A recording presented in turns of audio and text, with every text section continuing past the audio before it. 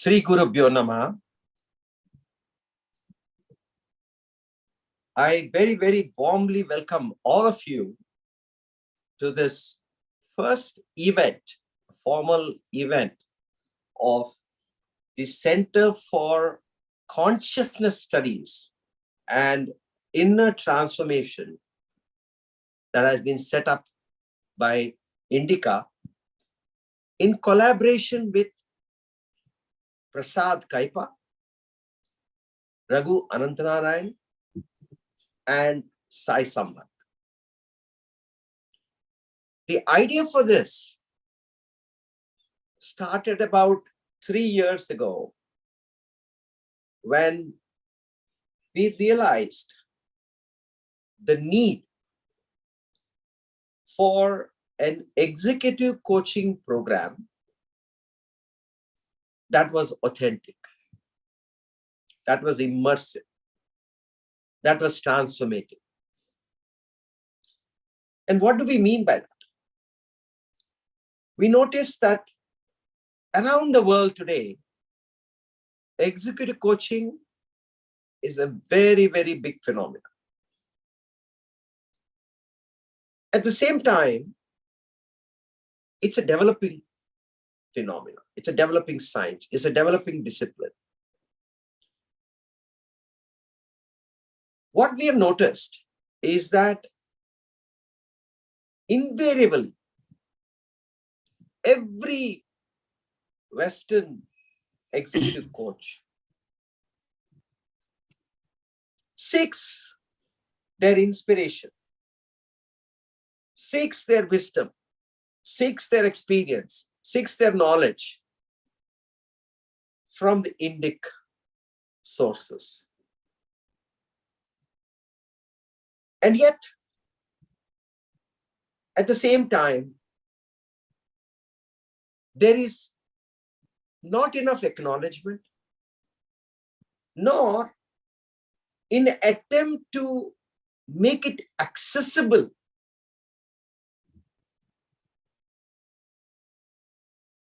the connection is severe. We therefore felt that the time has come. We cannot simply blame the West for appropriation. What is good around the world, they will shop and they will appropriate. That is their dharma.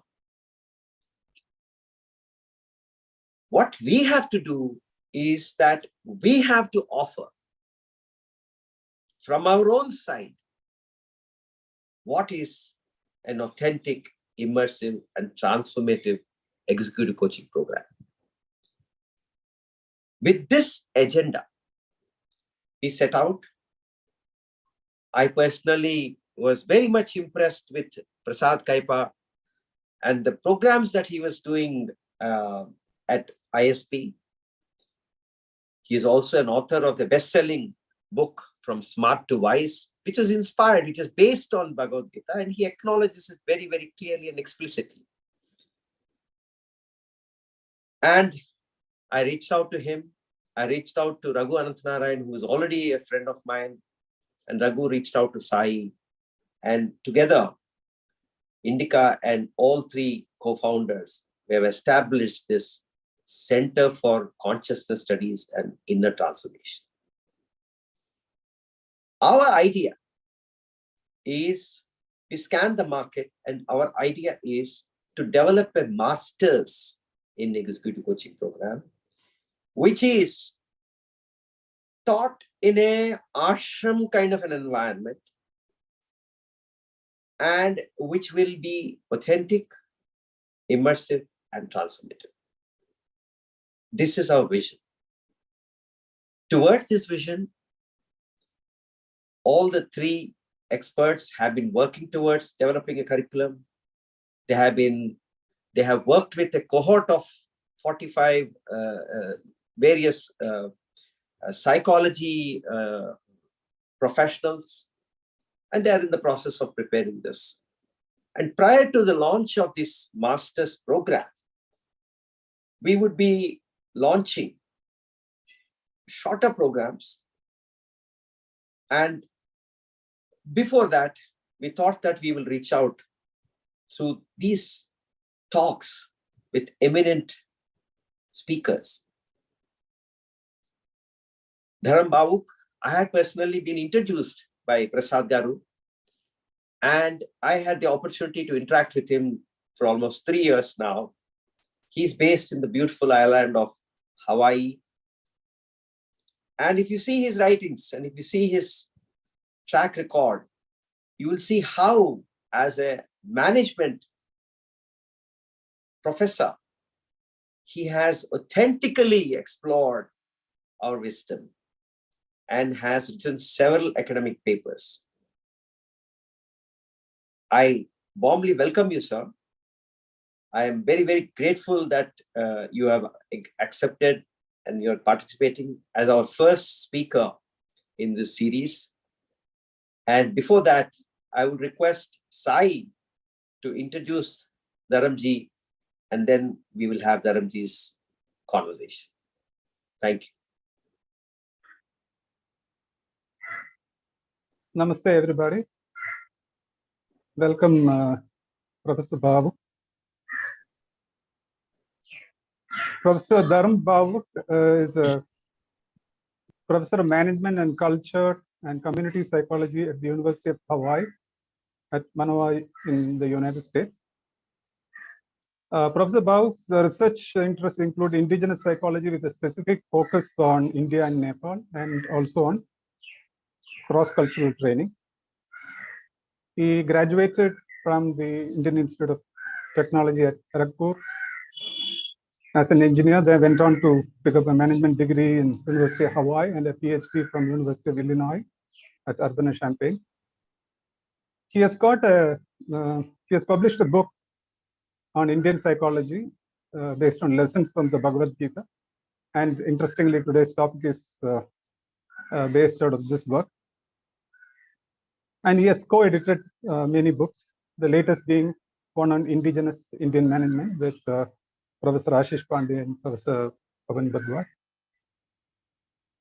He has been apart from Hawaii, he has been a visiting professor in China, New Zealand, and Nepal.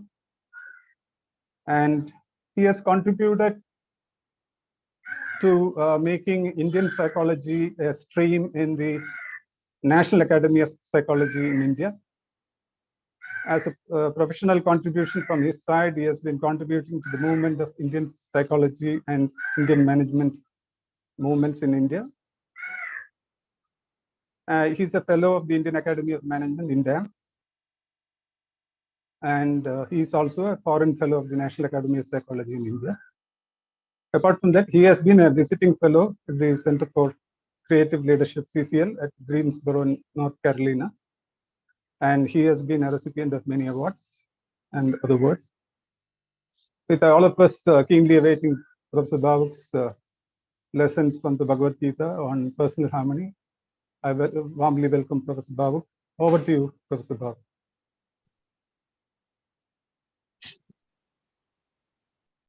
Did you want to do the prayer? You please do the prayer. Okay. Okay. I usually like to do the 1 minute silence, if that is okay. I thought you were going to do the prayer, and I'll start with the silence. No, I will do the prayer. Yeah, yes, please. Yeah.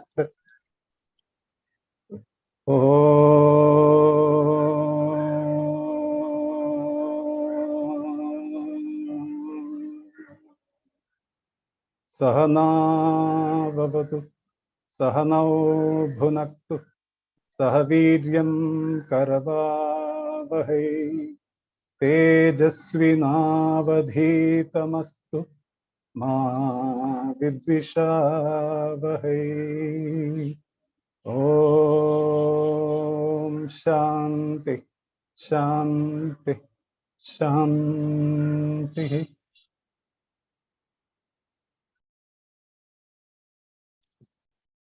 Thank you very much. That was a beautiful chanting. So please close your eyes for a minute, and I will tell you hopefully in a minute to open your eyes. So wherever you are, stop doing whatever you were thinking about, close your eyes, and let's connect in silence.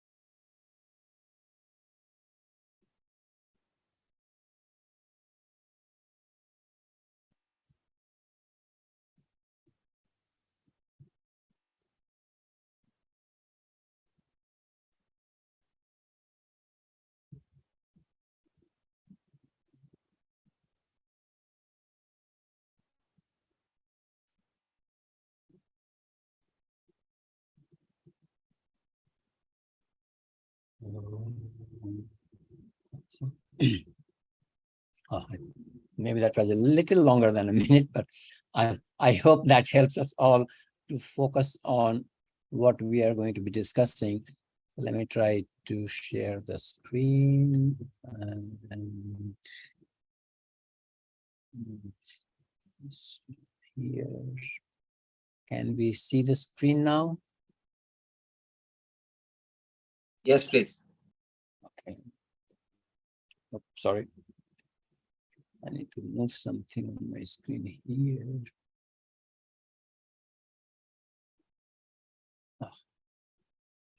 Oh, maybe I should do this.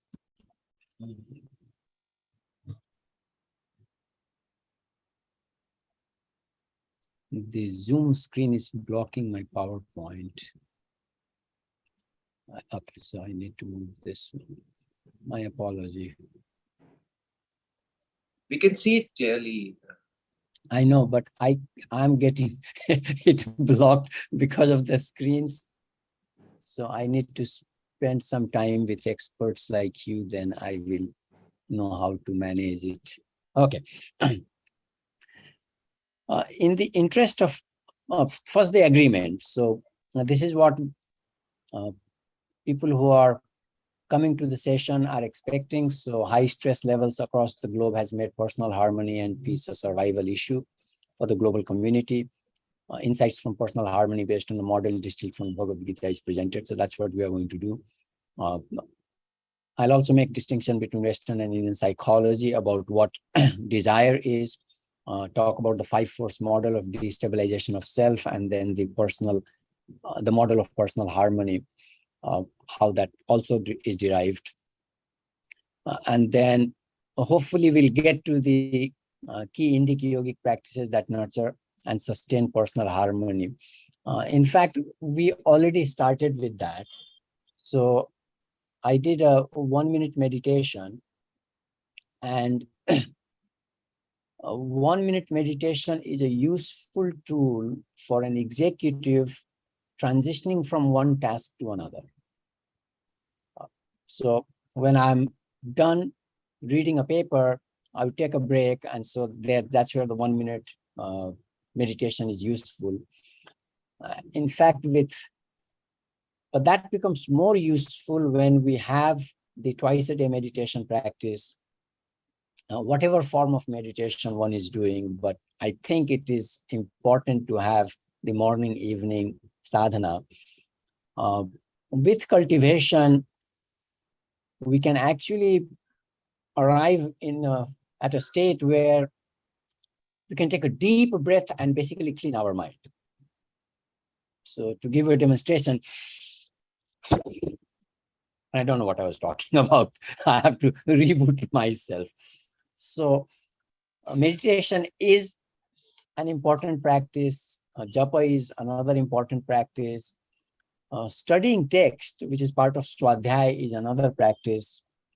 So those are, but then listening to bhajan, chanting stotras.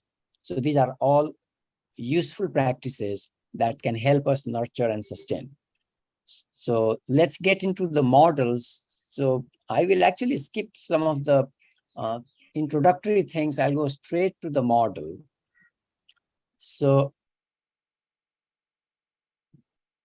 I think this is the process model of personal disharmony. And it comes from Bhagavad Gita, verse 262. And the verse says, Dhyayato visayam pumsa sangat teshu pajayate sangat sanjayate kamah kamat krodho vijayate. This is one of the definition of kama. So we'll revert back to it, but I'm kind of in a hurry to share the model with you in case we get distracted with other things. So the methodology for those of us who are interested in research or further, sharpening our skills,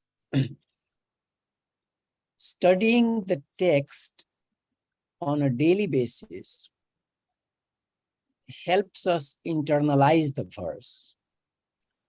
And the wisdom of Swami Chinmayanand captured in a story that I've shared with many of you, and you have heard from other people. So I learned this from Satya Chaitanya Ji, who has taught at XLRI for many years. So when he was an aspiring monk and Swami Chinmayanand Ji went on a world tour, in fact, that was the first batch of trainees at Sandipni. So when he came back, the young, excited sadhakas said, Guruji, when you were traveling, we went through the Upanishads.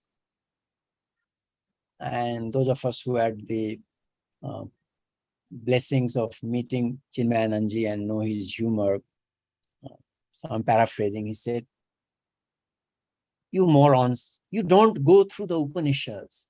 You allow the Upanishads to go through you. So that is a methodology.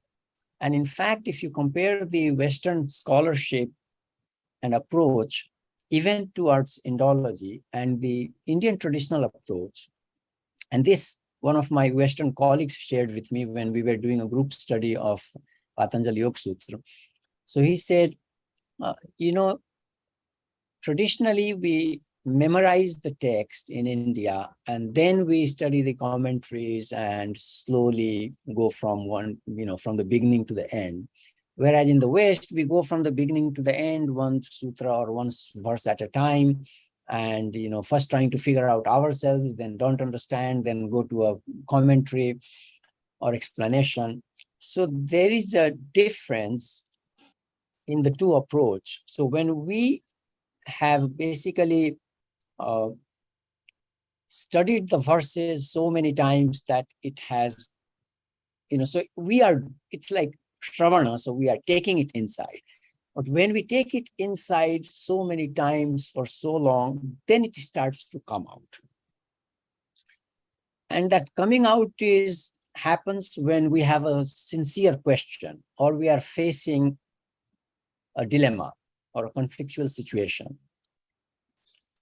So to give you an example, I've been studying the Upanishad from 1981. And in 2019, when my mentor passed away, I reflected on his life and a doubt arose. The last academic work he did was publishing a book when he was 88, and he lived to be 94. So the last 6 years of his life, he did not do anything academic. So my manas raised a question. He did stop doing academic work. If he stopped at 88, why not at 65? And I raised that question sincerely. Actually, I was 64. And so that was my question. why shouldn't I stop doing academic work now? Why wait? Because in the end, I will stop doing academic work. The next day when I was doing Dhyan, the second verse of Ishopanishad came like a bullet. Urvanne veha karmani diji vishet sadgumsma evam tvai nanyatetosti na karma lipete nara. If you live to be 100 years, keep working. There is no other way for karma not to, become a bondage for you. So this is the process. And this verse spoke to me in 97, 98. So studying the Bhagavad Gita is part of my Swadhyaya.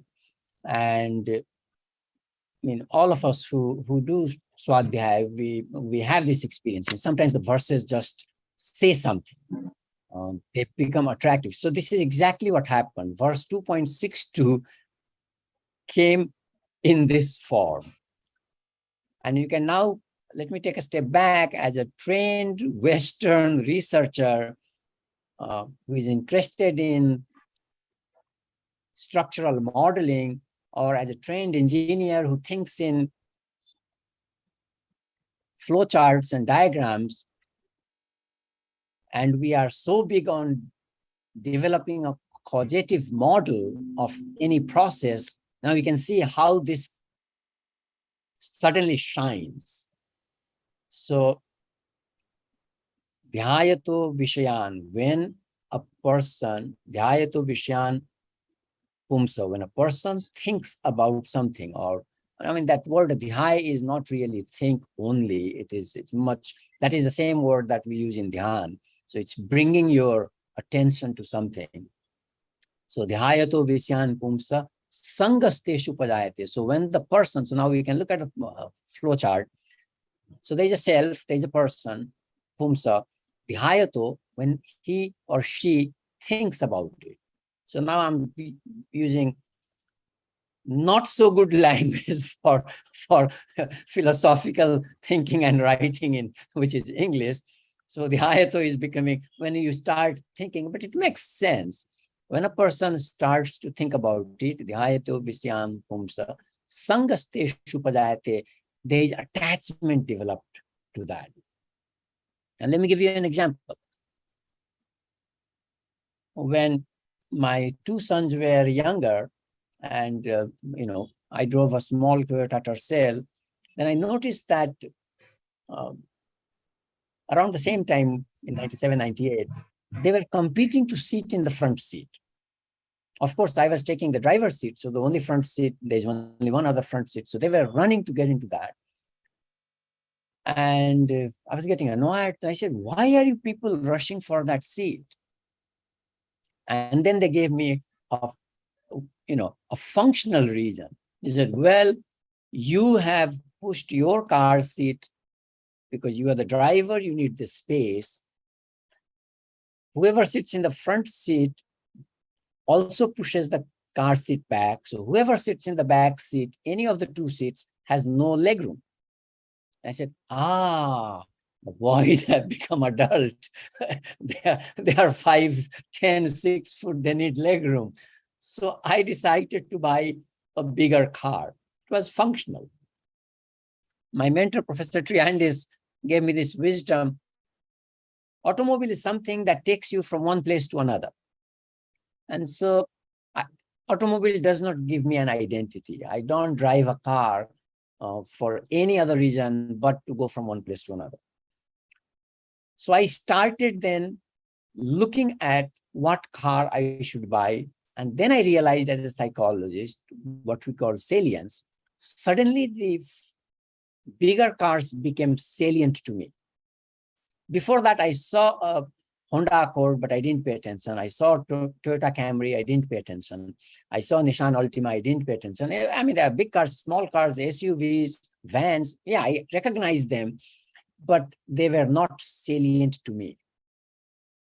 But now that I am going to buy another car and I need a bigger car, the bigger cars became salient. And then I started noticing them. And then I started getting attached to which one I wanted to buy. So unless we pay attention, attachment is not going to happen. And you can use your own example about how when we think about something, even an idea, a book, a paper, a person, when we think about that person, then we get attached to it. So dhyayato visyan pumsa sangasteshu pajayate sangat sanjayate kama. From attachment comes desire. Now, this is one of the basic definitions that the Bhagavad Gita has provided us. It is fundamental.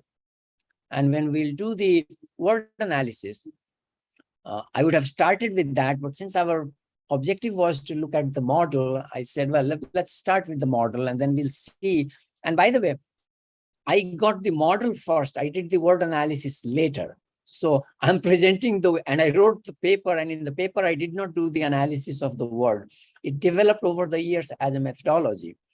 So the first methodology is, there may be a verse that is already a model waiting to be interpreted or put into a flow chart, and that's what this model is. So dhyayato visyan pumsa sangasteshu pajayate sangat sanjayate kama. So from attachment comes desire. Then it says kamat krodho vijayate. So basically, I should have another block going from desire to anger. And this is where I bring in my Western psychological training, and when I reflect on it, and so there is, now think about it, there is Shravan, I have read the verse, and now the verse is talking to me. So that is the Manana part. And so I say, well, when I have a desire, what do I do? So I reflected on it. I said, well, I set goals. So I needed to add goals after this process. So thought, attachment, desire leads to goals. When I have goals, then when my goals are not fulfilled, yes, I get angry. So that makes sense. So I needed to add goals and non-fulfillment of goal as the cause of anger. Then I thought, so what happens when my goals are fulfilled? So then it's almost like, so you are satisfied and you go back to doing the same, or you do more, or you do something different. So if one book is published, you do another book. One paper is published, you do another paper. So the cycle starts, but that cycle, do another, is probably a milder form of greed or wanting something more. So we are going back to the desire. So now you can feel free to model it differently. So when goals are not fulfilled, we get angry. When they're fulfilled, we go back to the same desire, but that desire is already fulfilled. So the desire has to now mutate. And so greed, I thought greed was another form. But then greed also is non-harmonious, because now I have what in Hindi we say ninyanve ka fera. So when you have 99, you want one more to go to 100. And then you go to 199 and then one, or 999, then one more to 1,000. And then 9,990 and one more to 10,000. And then 5 figures and 6 figures and 7 figures and 8 figures and 9 figures. And it is endless. And that's another way of looking at greed, that goals would lead to a mutation if there are no hurdles. But there are always hurdles, and then the hurdles definitely lead us to anger. So this process model, now we see here a process. When we do this, then this happens, then this happens, then this happens, and this is not leading to harmony. So this jumped out as a model to me. And that is the gift of Bhagavad Gita for me, to study it and invest my time in it. So then the next question becomes, so this is giving me disharmony. How can I become harmonious? How can I have peace in my life? So thinking about these things, led me to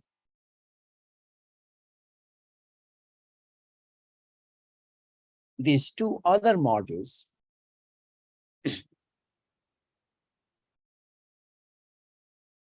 So how did I think here? So the self thought about something. What am I thinking about? So this is where I kind of visualize that, okay, there's self, and the self interacts with the world. So we can use the self and Prakriti from Sankhya Darshan, but we can also think in just, our own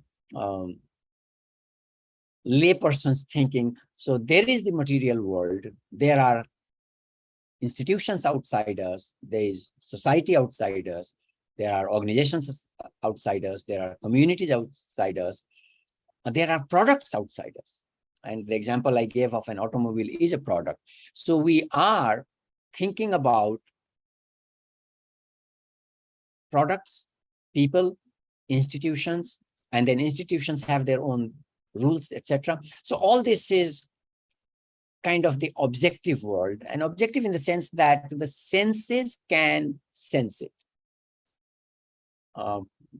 This objective is, the root of objective is probably the senses, that we can see it, feel it, kind of thing. But we also live in a mental world.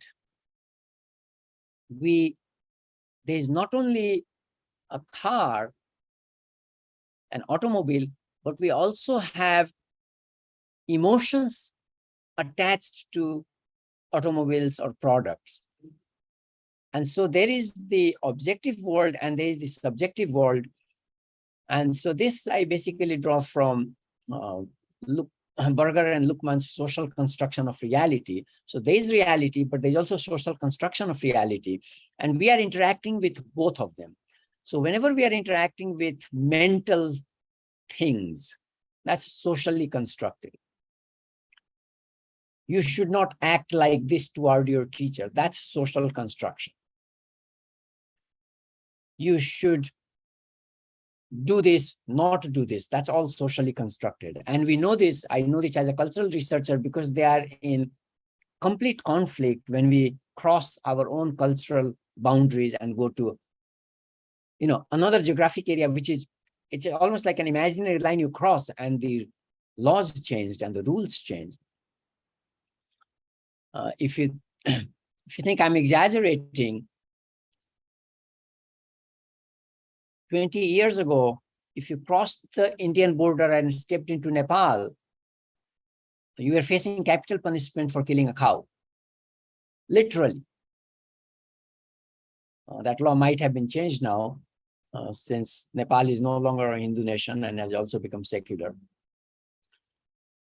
And I have not pursued to find out, because it took us forever to get the constitution, etc.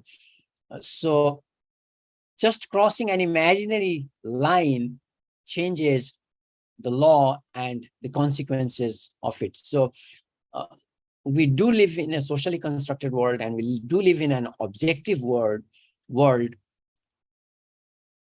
And I thought, when the self interacts with the other, or in Adi Shankar's word, to what is Maya, everything that is outside of us, which is not true self, then maybe I could label Maya as objective and subjective. And that's just my take on it. And basically, the self and the objective subjective world are connected through desires.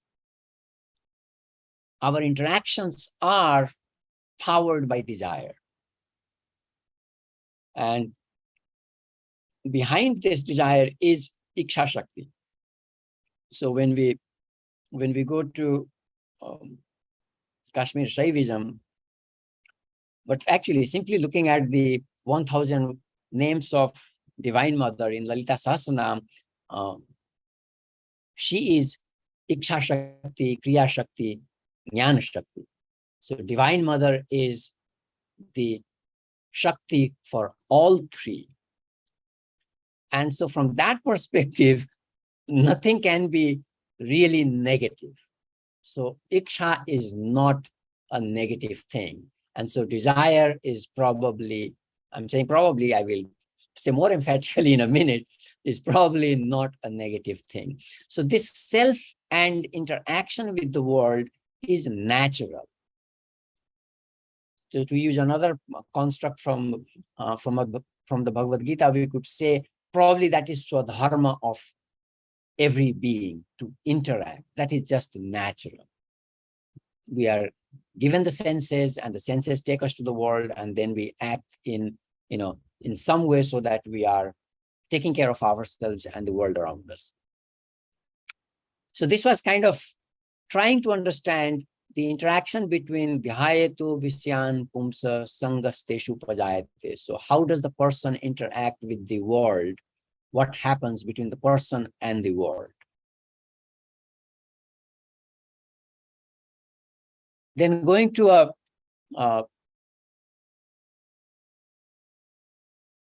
the last part of 262 ends in Krodha. So Krodha is a destabilizer, and then when I started searching for harmony, then I came to verse 271. I hope my number is right.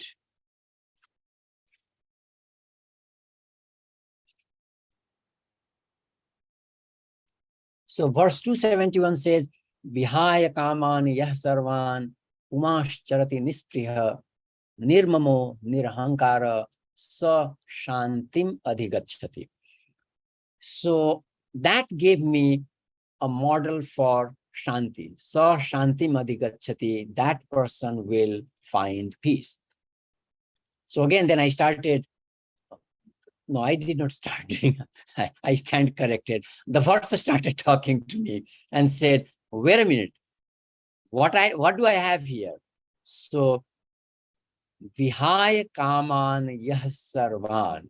So Sarvan Kaman, Yah, a pronoun, a person, Vihaya, Parityajya, having given up, Vihaya Kaman, having given up, Sarvan Kaman, all desires, Vihaya Kaman Yah Sarvan, Puman Charati Nispriya. And this is where the beauty of Sanskritam is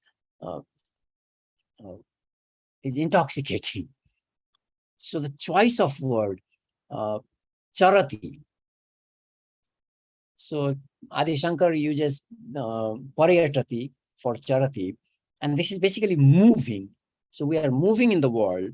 So keep in mind this model. We are moving in the mind, in the world. So the self is moving in the world. But how does the person move in the world? Nihasprihaha, without spriha. And so I started looking for the meaning of spriha. So way back when I was working on this paper in 98, so I went through all the 700 verses of the Bhagavad Gita to look for another use of it. Did not find it. I said, what is it saying? Because we have already said, or the verse already, Shri Krishna has already said, Vihaya Kaman Yah Sarvan. So all desires have been Parityajya. And even that word Parityajya is kind of beautiful. You could say just Tyajya, but Parityajya, from all around, it has been even given up, So the prefix we use also have interesting meaning, or at least it gives you joy when you see the choice of the word. And then a charati nispriha. So it should not be desired. Then what is it? So I used my author's freedom and said, okay, let's say this is referring to lobha. And in the model you've already seen, we have anger and lobha. So desire can lead to lobha. So vihaya kaman, you have person who has given up all desires, and nispriha, without greed. And spriya, basically, Adi Shankar says, even for the upkeeping of the physical body, and we can slash mental body, you do not think about it. So whatever comes your way, you are happy. And you don't have to be a sannyasi for this, because there's enough social structure that we have a social role and we can do things and things will happen, and we don't have to stretch ourselves. So we can simply be focused on whatever comes and I'll take. So that would be one way of looking at nispriha. So allow me that it is capturing lobha. So vihaya kaman yah sarvan umash charati nispriha nirmama. So there is no mamatva. This is mine. So I thought, okay, that probably captures moha. Nirahankara, so no egotism. So there should not be any sense of, I'm doing this, this is for me, I'm enjoying it. Nirmama nirahankara, sa shantim adhigacchati. So here we see that the verse does not use krodha. So then again, using my, author's freedom, I'm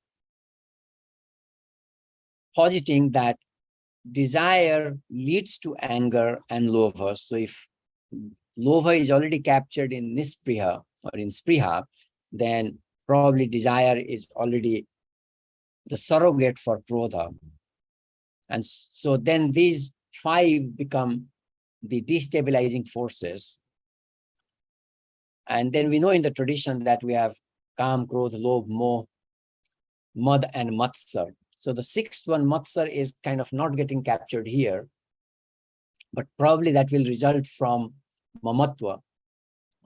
When we compare ourselves with others, then we may develop the feeling of Matsar.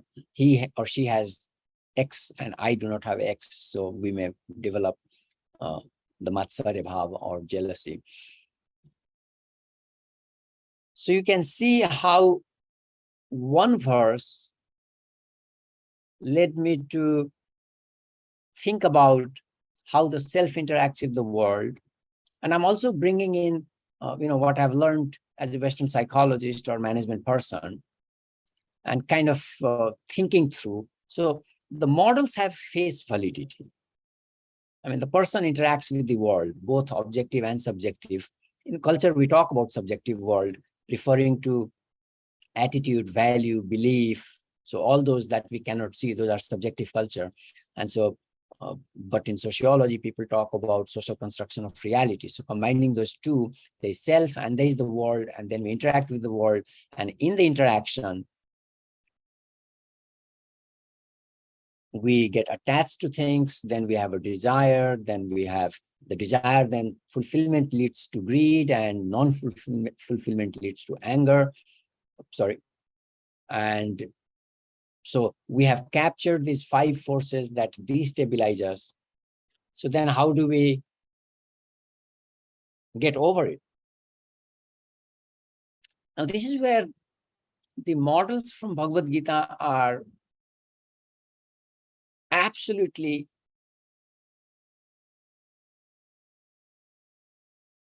wonderful and useful. So when we have a process and when we have a flaw in the process, then we basically, and we do this in engineering, you follow the process and find the source of the problem and take care of that source, correct that. So in this, it's kind of interesting. We can take different perspective. We can go to the leftmost thing in the diagram, in the flow chart, and that is the self. So if we address the self, then there would be no problem. And that is also an approach, a method, that of Jnana Marg. I am Brahma. So now I'm constantly visualizing myself, feeling, thinking like Brahma. So now I would have no attachment. In fact, the thought itself of I and other, I and the world is not there. So right there, Aham Brahmasmi, and this is the tradition says that thinking about these Mahavakyas purifies the self so much that we are able to then deal with the world. Now, don't get me wrong. We still have to deal with the world. So then how do we learn to deal with the world? In this example, following the Jnana Marg, if we have pursued Aham Brahmasmi, Tattvam Asi, seen I am the world, then the way we interact in the world is what Sri Ramakrishna Paramahansa said with a beautiful metaphor. When you cut a jackfruit, lot of stickiness gets in your hands. But before cutting the jackfruit, if you apply oil and then you cut the jackfruit, then when you wash, the stickiness does not stick to your hand, it washes off.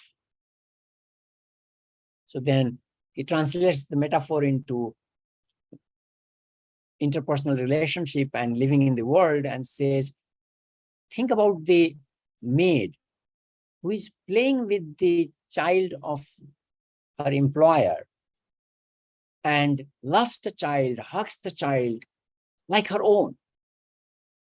But she knows it's not my child. At 5 o'clock when she goes home, she's done. Of course, there is still some attachment there, but that's how we should live in the world. So we can, so that is managing the self itself. So the first step, the model says, manage the self. And once we manage the self, then we learn to live in the world with vairagya. So that oil was vairagya, with which we interact with the world, as Ramakrishna Paramahansa they've said. Now, if we are not able to do that, then there would be the thinking. And this is where the meditation becomes useful as a tool. Japa becomes useful. Now, 20 years ago, I could not have said this, but now we have the data because people have done research on mindfulness.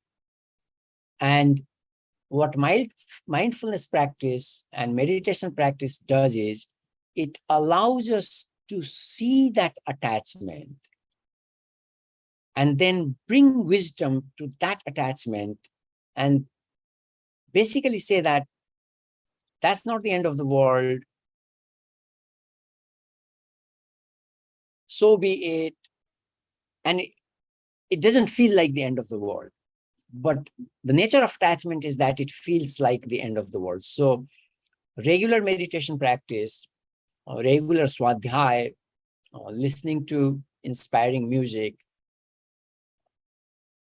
This does not have to be bhajan. It can be classical music, Eastern or Western, anything that kind of frees the mind. The mind kind of gets stuck. So the thought gets stuck on something.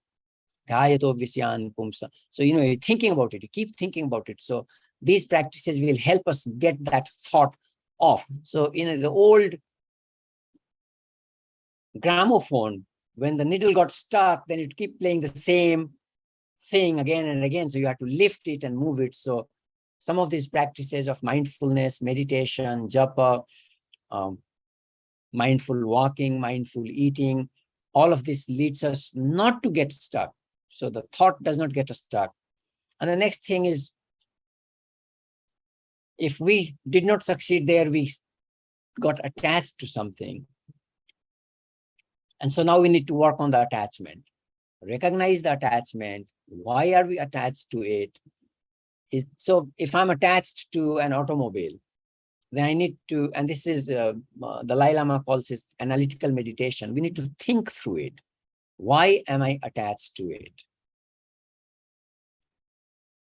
And thinking through it, we may find that, okay, I don't need to be attached to it. An automobile is something that takes us from place A to place B. A vacation is something that helps me relax. Now, do I need to spend a lot of money on a vacation?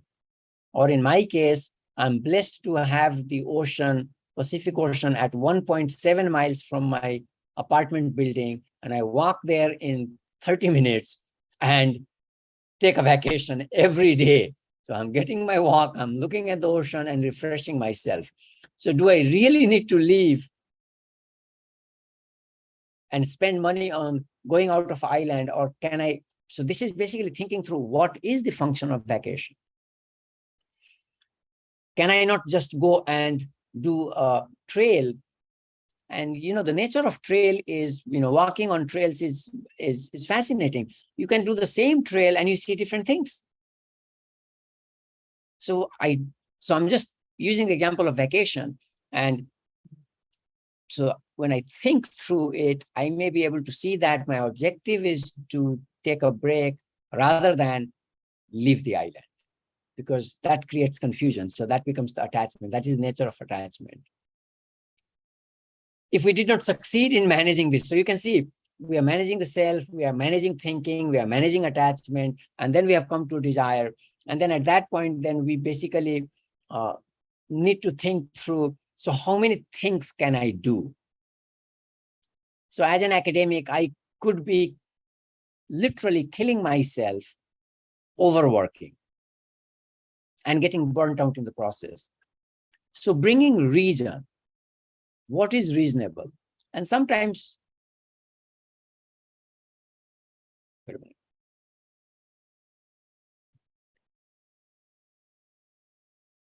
I can't move the PowerPoint.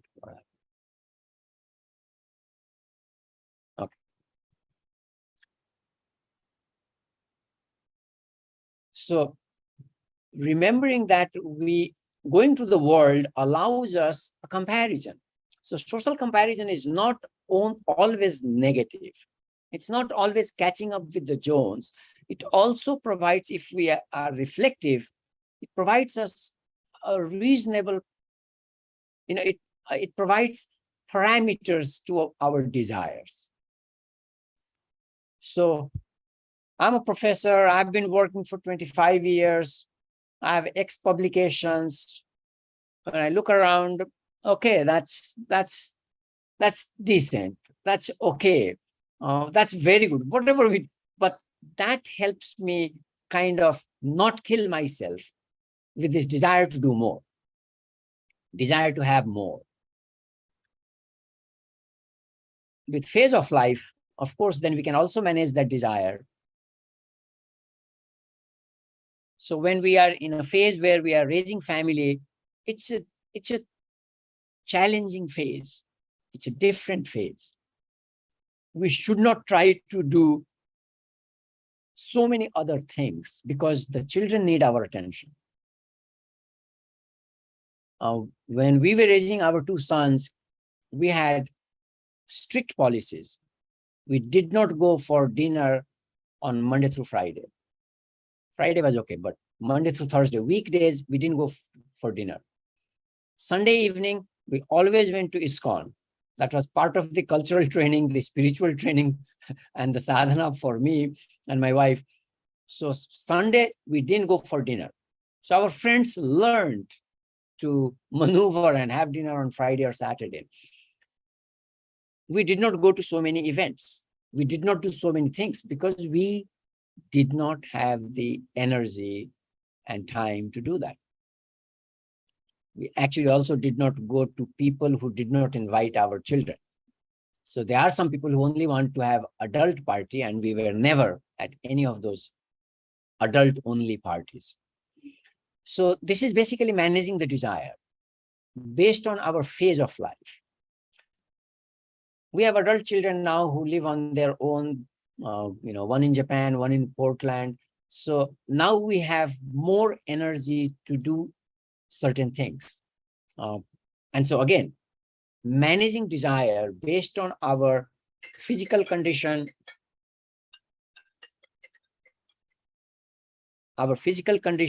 sorry about that, our physical condition, my phone will also ring. This is the problem. When I have my computer open, I need to put my phone on airport mode. If I get a call, I'll do that. Well, let me do that. Sorry. I can do that.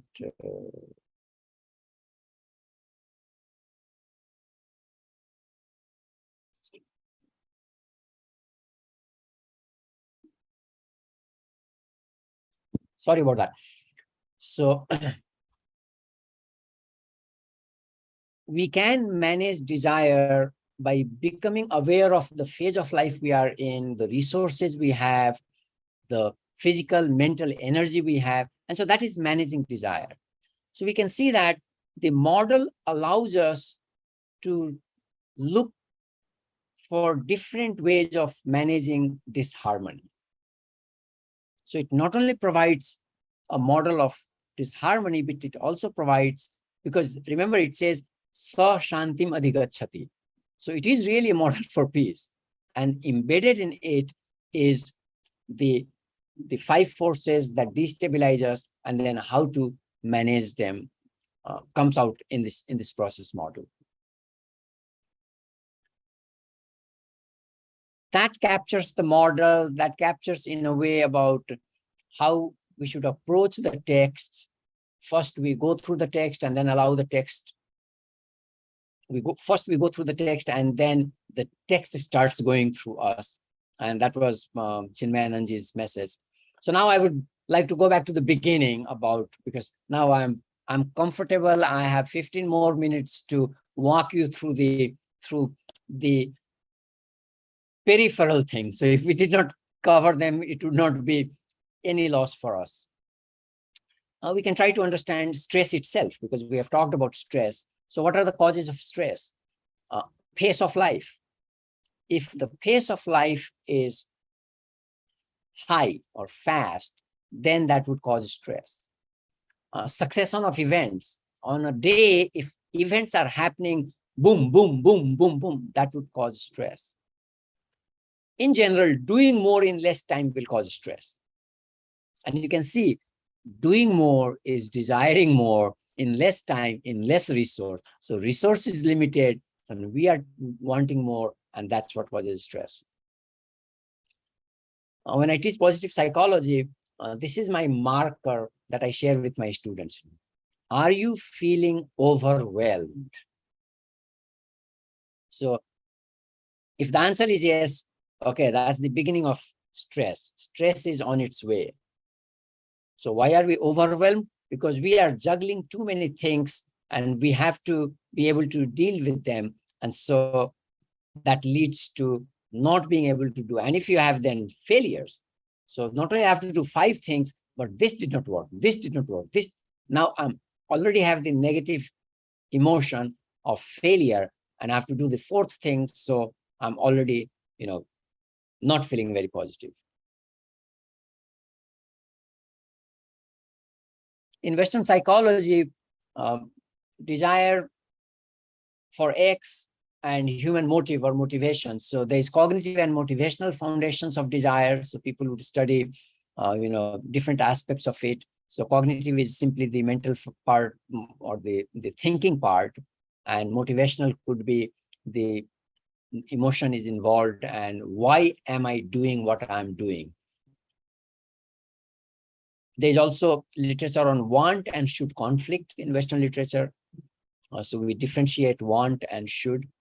There's also research on desire over time and also regulation of desire. So regulation of desire exists also in the Western psychological literature. And it exists because of the next bullet point: desire, happiness, craving, and addiction. So desire becomes the foundation of addiction, and addiction becomes dysfunctional. So we have to regulate desire and cravings. So that becomes the connection and the need for regulating desire. Here are two citations, Hoffman and Nordgren. I have an edited volume on psychology of desire. And there is also a Psych Bulletin article on is desire for status a fundamental human motive.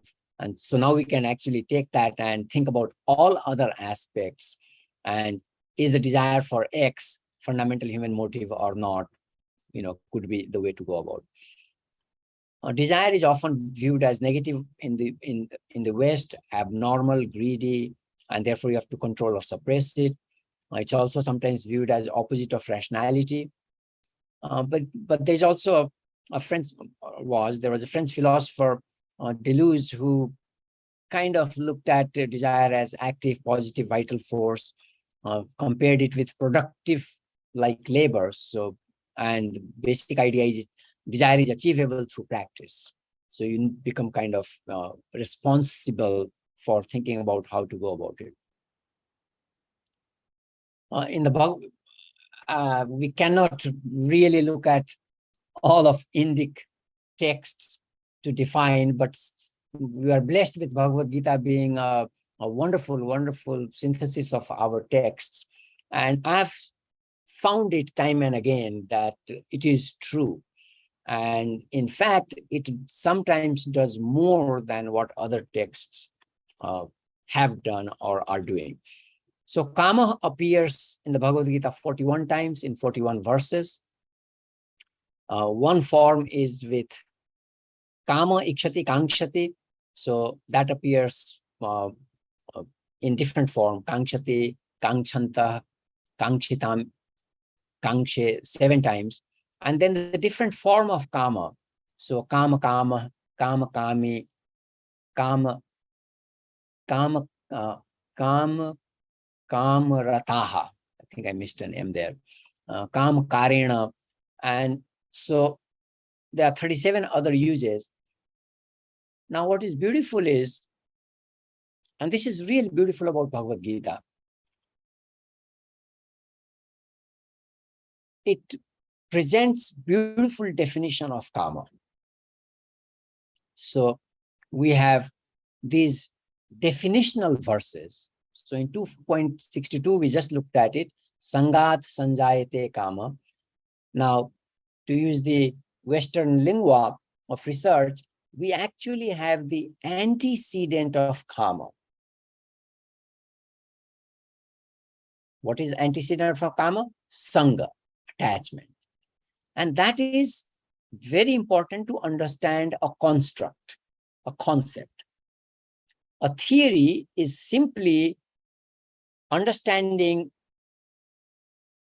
an idea and what causes it and what are its consequences. So we already have here what causes karma, sangha, and what is its consequence, krodha. So that will be another presentation, a theory of krodha or a theory of desire. So the first definition, Samvaad sanjayate kama, what causes karma. The next one in the third canto, Kama esha, krodha esha, rajo guna samudbhavam, mahashano, mahapapma, vidhi enam iha vairinam. So now we are getting four definitions. First, again, the antecedent of kama is rajoguna samudbhavam. Where does kama come from? From rajoguna. So rajas is the cause of desire. What is the second characteristic of kama? Mahashano. It does not get satisfied. Now, this itself provides us wisdom.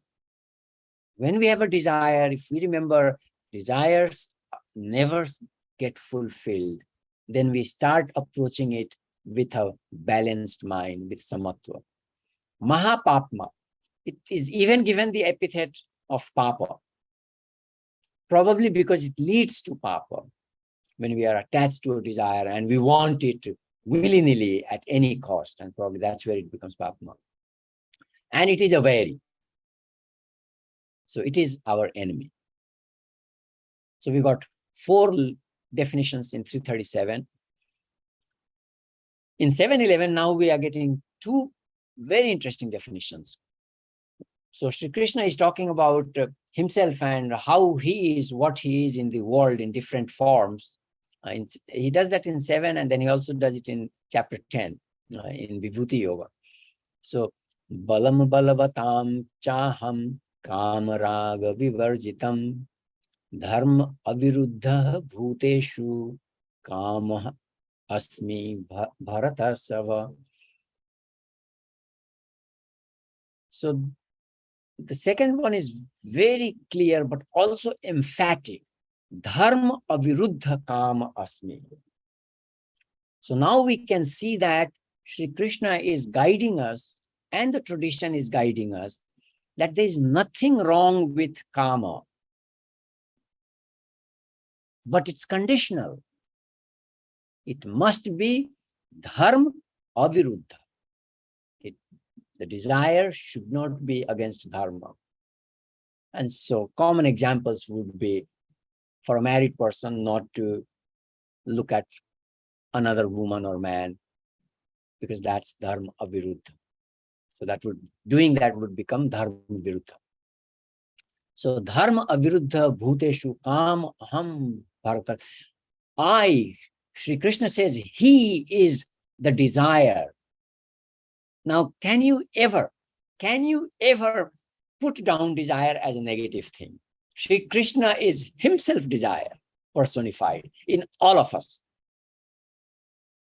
I mean, that's so beautiful and profound. But he puts a condition. Only when it is dharma aviruddha. When it is dharma viruddha, then it is not Sri Krishna, then it is Kansa, then it is Ravana, then it is whoever you want to use as your label. But if it is dharma aviruddha, then it is Sri Krishna himself. Now the previous line provides another interesting insight. So balam balavatam cha aham kama raga vivarjitam. So he says he is the strength of strong people.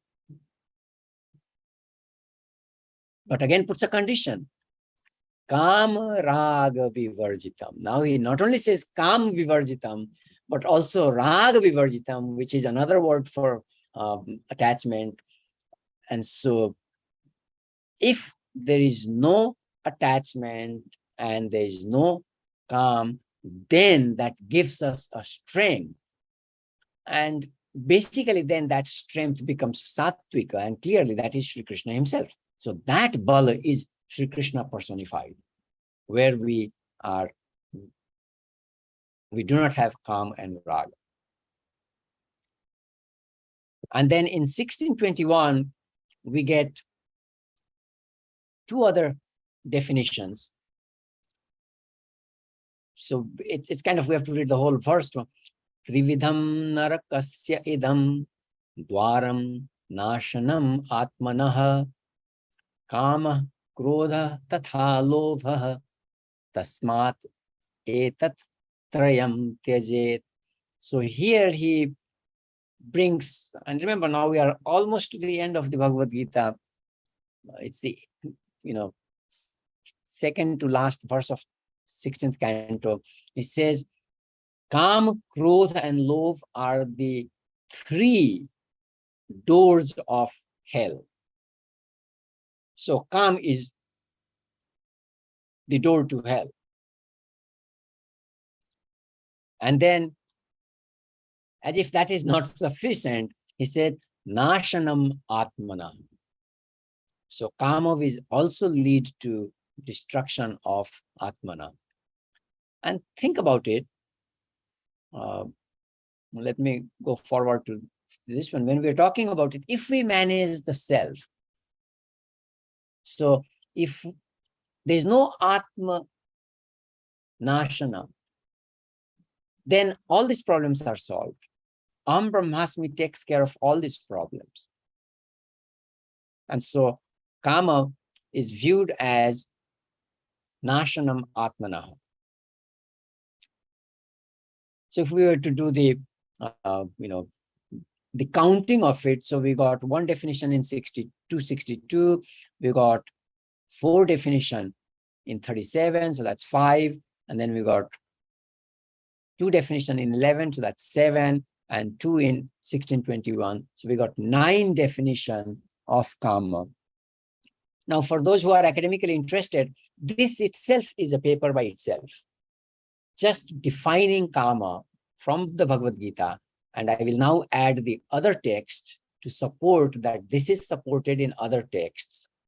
And that's defining what is desire from Indian perspective.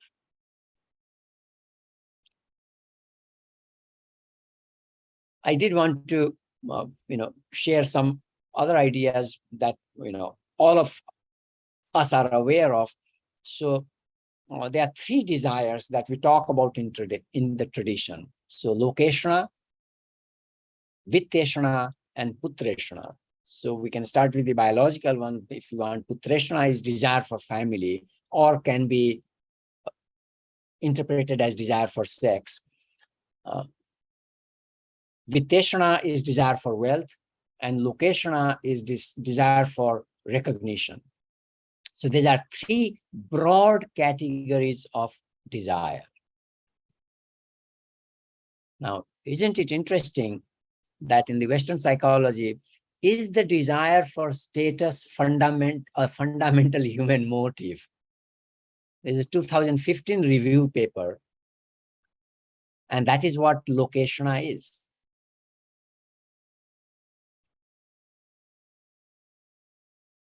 So the tradition says Lokeshana is a fundamental category of, and it's not one thing, because Lokeshana would,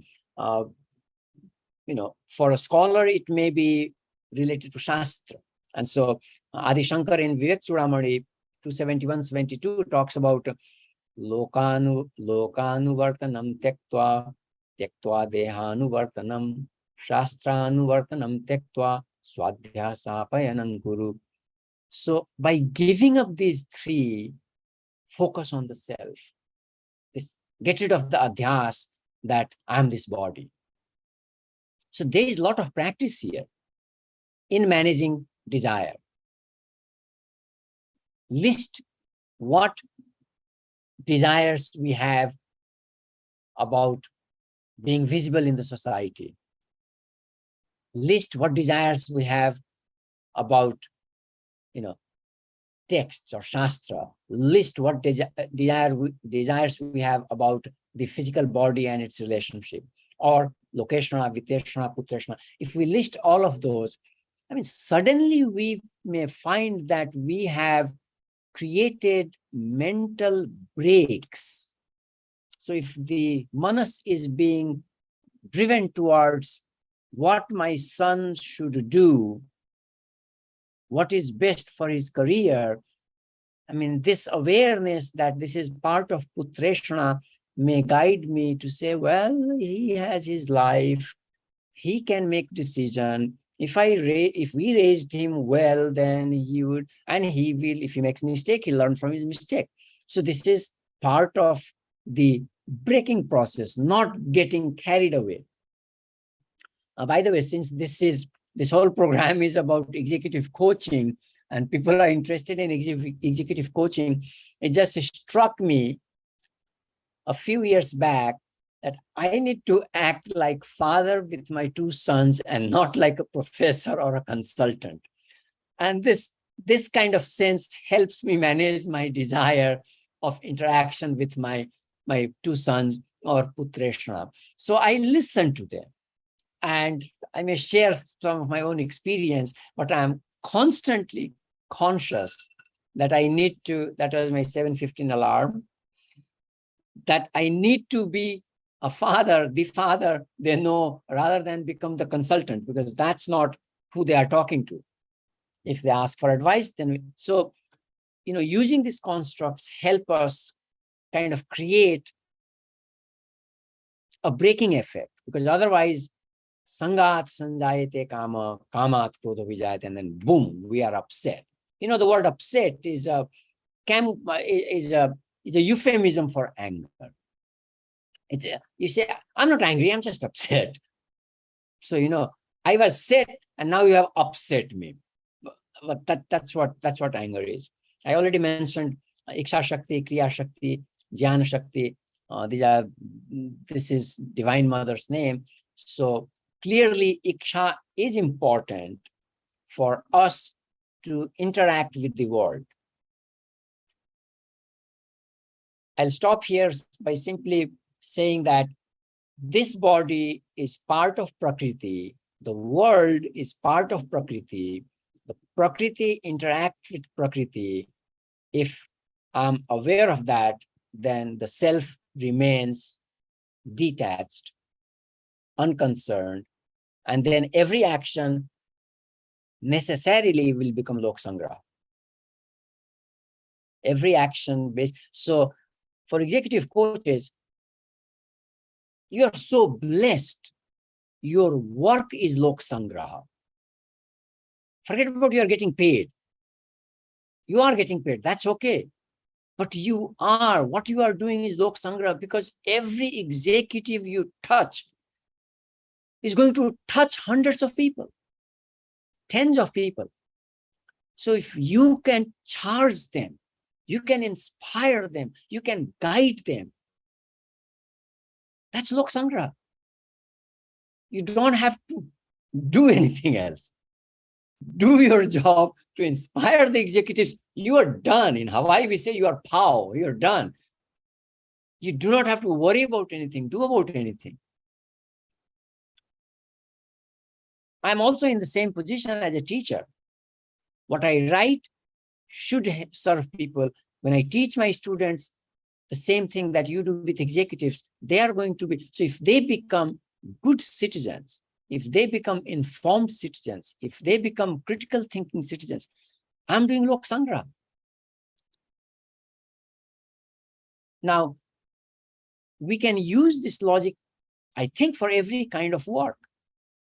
A toothpaste manufacturer is doing Lokasamgraha because toothpaste is needed for clean oral hygiene, for clean teeth and gum, for not getting, having problems with our teeth and gum. So it is Lokasamgraha.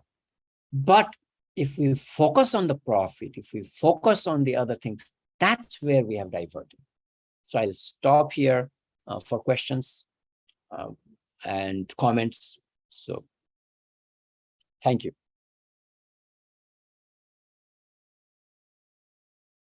Shall I stop sharing? Yeah, you may please stop sharing. Okay, I'll stop sharing just a moment. Okay, thank you.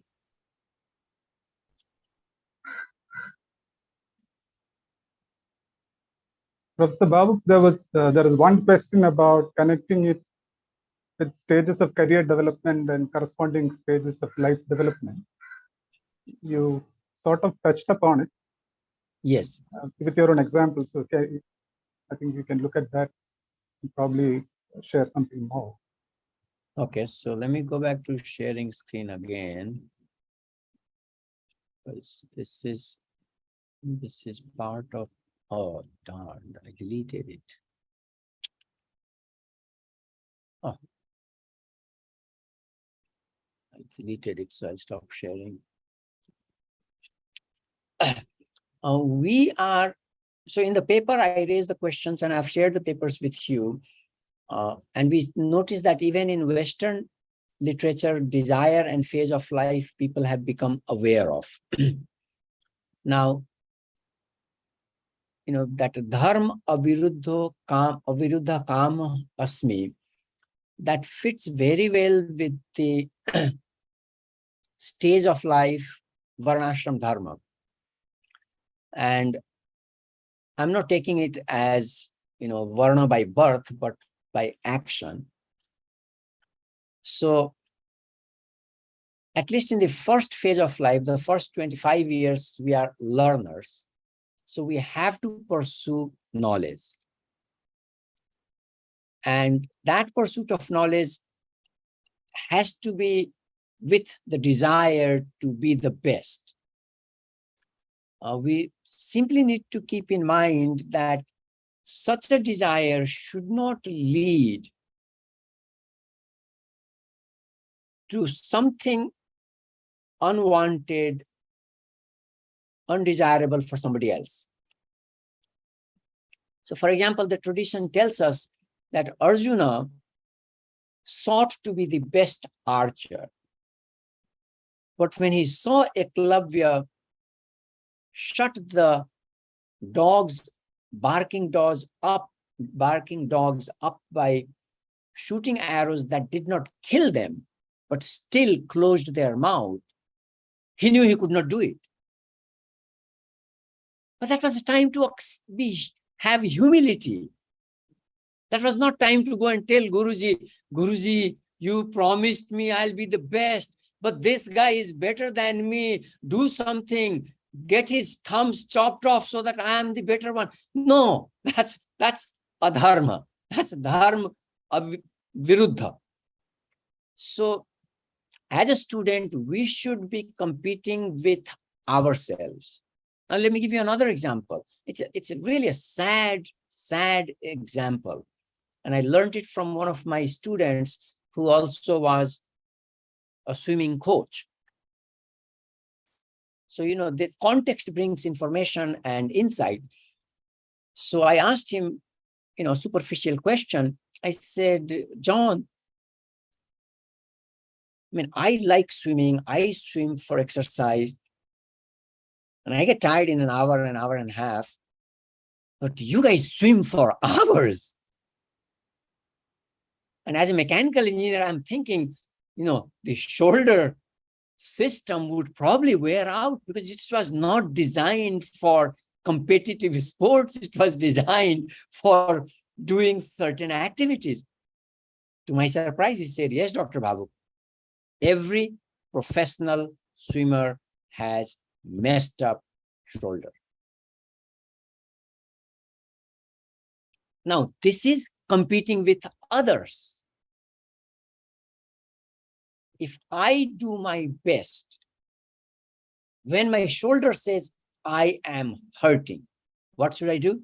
Stop. That's what the doctor says. Not only to us old people, but even young people. If you are hurting, stop doing it. So knowledge acquisition, skill acquisition should be within our own potential. We should use social reference to guide us, but not for, it should not be spardhatma. It should not be pratispardha. We think it is good, but no, in the end, it leads us for us to act in a negative way. So our behavior becomes dharma viruddha. Look at the second phase of life as grihastha. And this is a whole different presentation. And I'm blessed that my wife Poonam is a homemaker. And living with the homemaker has so many benefits, and it also provides so many insights. In the West, they started using the word homemaker because housewife became pejorative. Why did housewife become pejorative? Because the other person, the man of the house, is called breadwinner. Now you have a hierarchy. You have a hierarchy at the most fundamental social unit, family. Hierarchy will always create conflict. I'm the breadwinner. What are the words for us? Grihastha and Grihini. We are both affiliated to the home we make, and our purpose in life is to make babies, raise them so that they will move on to serve us and the larger society. Now you can see how with reasonable thinking we can see that the phase of life has a meaning. Now in our worldview, of course, we are spiritual beings having material experience.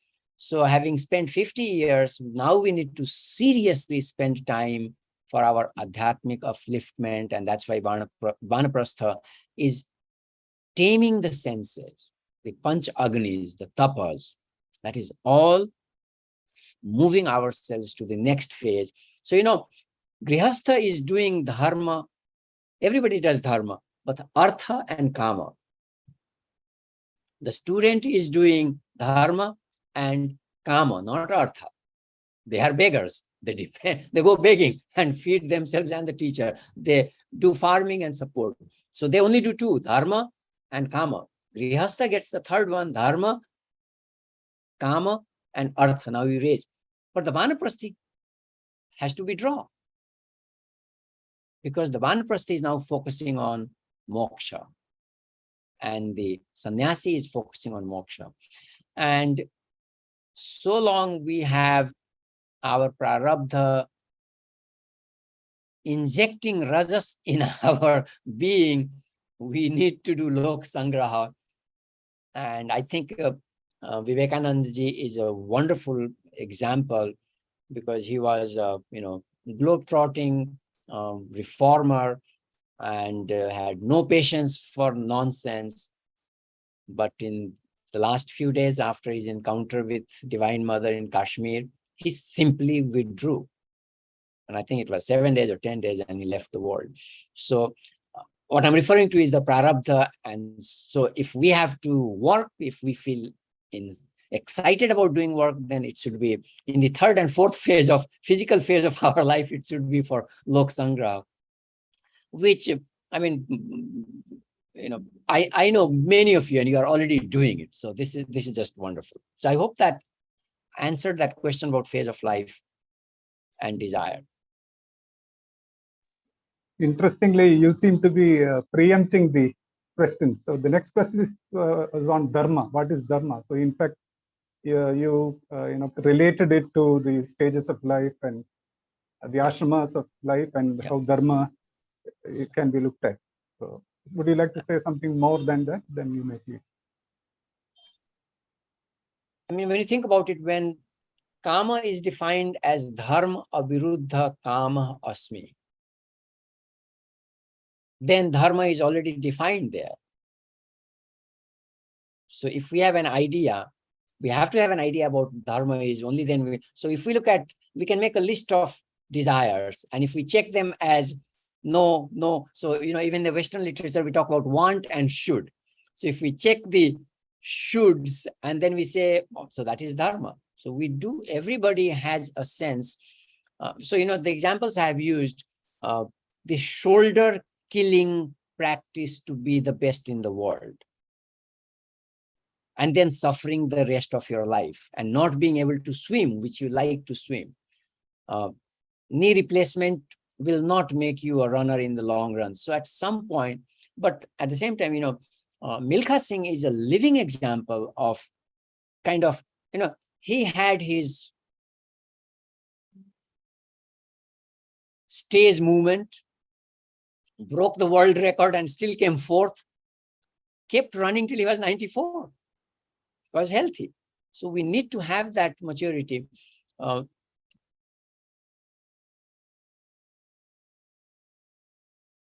One of the things that helps us define dharma is the concept of swadharma. And so if we know ourselves, we will know what we should do. Ramana Maharshi was profound. I mean, of course he was profound, but when he said that the guru is inside us, people from outside will come and tell us, but and think about it, the learning only happens when we make the decision that I am going to do it. So the teacher is inside us, and that teacher will always tell us what is dharma and adharma. And sometimes we will do something that is punishable under law, but we may still be comfortable with it because we thought it was important to save somebody's life. And if I had to do something that is considered wrong, then so be it. So the person will be at peace because he or she has reflected on what is the best for me to do in this situation. And we have many examples of this. If the Pandavas did not do what they did, they would have never established dharma in their kingdom. first they wouldn't have a kingdom, because Dronacharya was not going to be killed by anybody without Ashwathama Hato Naroha Kunjaro, which Yudhishthir had to say. Karna was not going to fall if Arjuna allowed him the time to get his wheel out of the earth that was stuck. So, in context, even if something looks right at one point in time, in that context, that point in time, for the actor or the actors, it may be dharma aviruddha.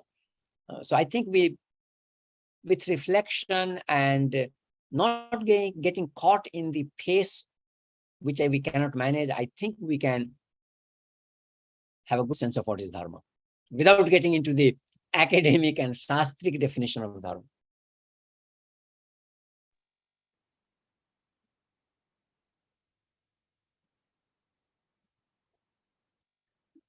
Dharamji, the one more question. That question is that what is the relationship between Nishkama Karma and Lokasamgraha?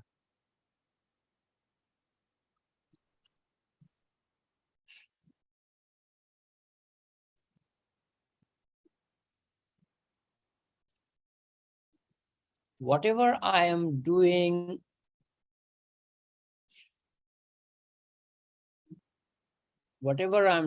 for myself,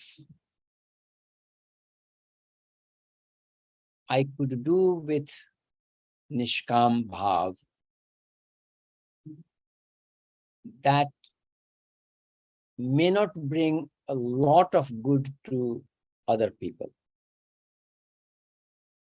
Whereas there are some actions that are focused on bringing good to other people. So academic writing, academic research is still rewarding me, both implicitly and explicitly, because I'm part of a system that rewards academic research. So to do that with Nishkam Bhav would be to remain in a balance. Nishkamta will come with Samatvam Yoga Uchyate and will come with combining Yoga Karma Shukaushalam. So always being in harmony will lead to Nishkam. But Lokasamgraha would take one step further. So when I'm doing something that is helping so I'm thinking of my good friend Varun Vidyarthi Ji, who runs Manavodaya. And all his life, he has helped create self-help groups of women, disenfranchised people. That work is Lokasamgraha. And to do that, he has led us, both he and his wife have led a simple life. And so they are not pursuing the material success and good. So in their life, they are practicing Nishkam. They're doing things with Nishkam Bhav, but their work itself is focused on Lokasamgraha. A doctor or a group of doctors, when they go and run a camp, that is Lokasamgraha. When they are doing service in the hospital, they need to do it with Nishkam Bhav. So I think, I hope these examples help differentiate Nishkam Bhav, which could be in our own sphere, whereas Lokasamgraha could be expanding ourselves to go outside our. So, like at conferences, we do junior faculty consortium, doctoral student consortium. That is clearly not our job. We are not paid for it. I mean, it's just like that is service, and that is doing for the common good. So I think every profession, every person has some area. There was a time when we went and volunteered at the animal shelter. And so that's for Lokasamgraha. we can say that that's giving me satisfaction, etc. But that's still like, if I didn't do it, I'm not held responsible. I may not even feel bad about it. But but then that work does not get done, which is serving, in this case, of course, animals. So that's something. So that's how I would differentiate Nishkam Karma and Lokasamgraha. I think the doctor working in a hospital and the doctors going out and doing camps is a good example. Academics going and doing programs because we are responsible for our own students, but now we are going at a professional meeting and helping students from only 20 students, but from all other universities other than my own. So that would be Lokasamgraha.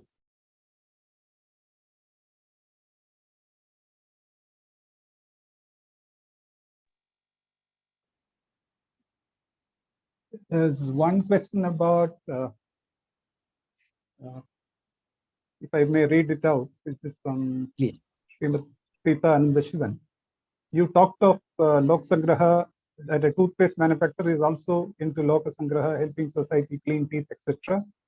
Today, hasn't the context changed? The plastics, sustainability, species extinction, etc. Haven't they made a difference to look at holistic thinking beyond the messages from the Bhagavad Gita? I don't see beyond the message of Bhagavad Gita, but everything you say, I agree with. So the toothpaste company has to be responsible. But if there is no alternative,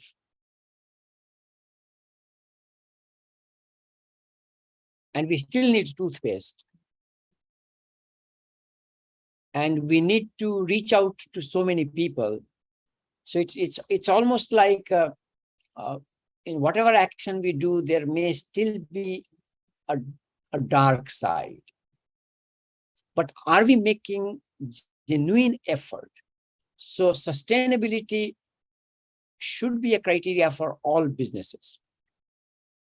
Whatever we are doing should be sustainable.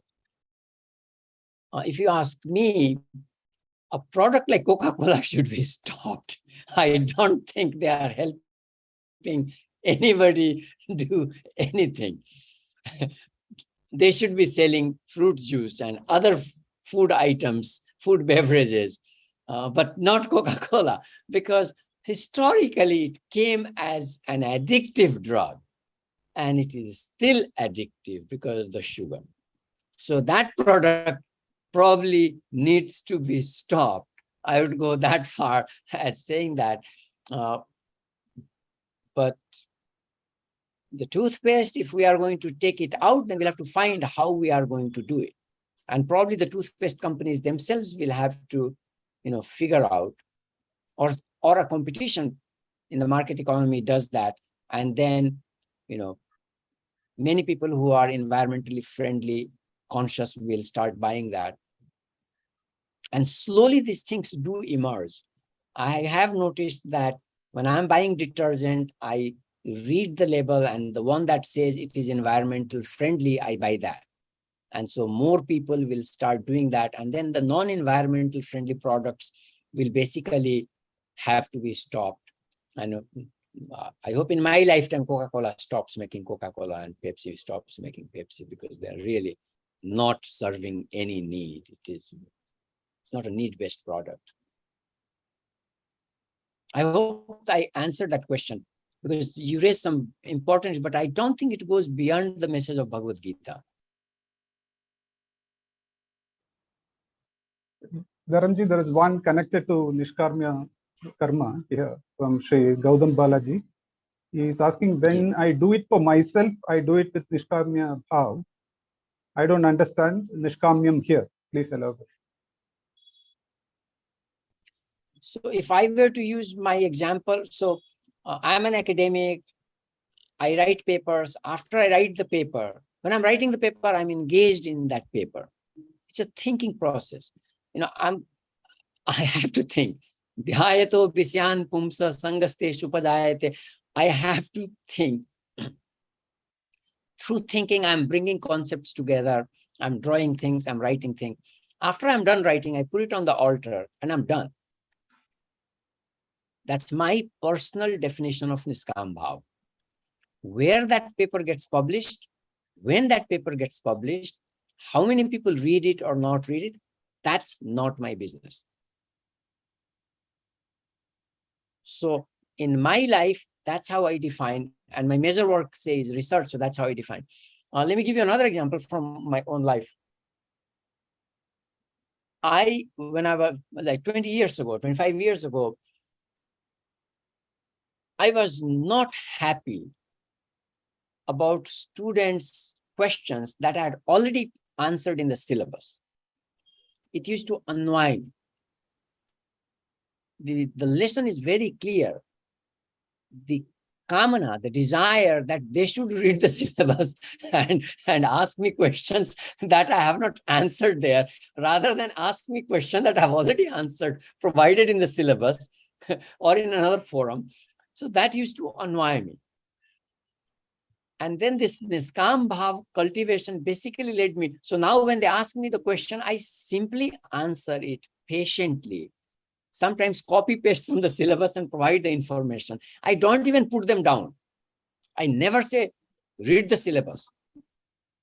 They have 20 things in their life. They didn't pay attention. They have asked me a question. Let me provide the answer.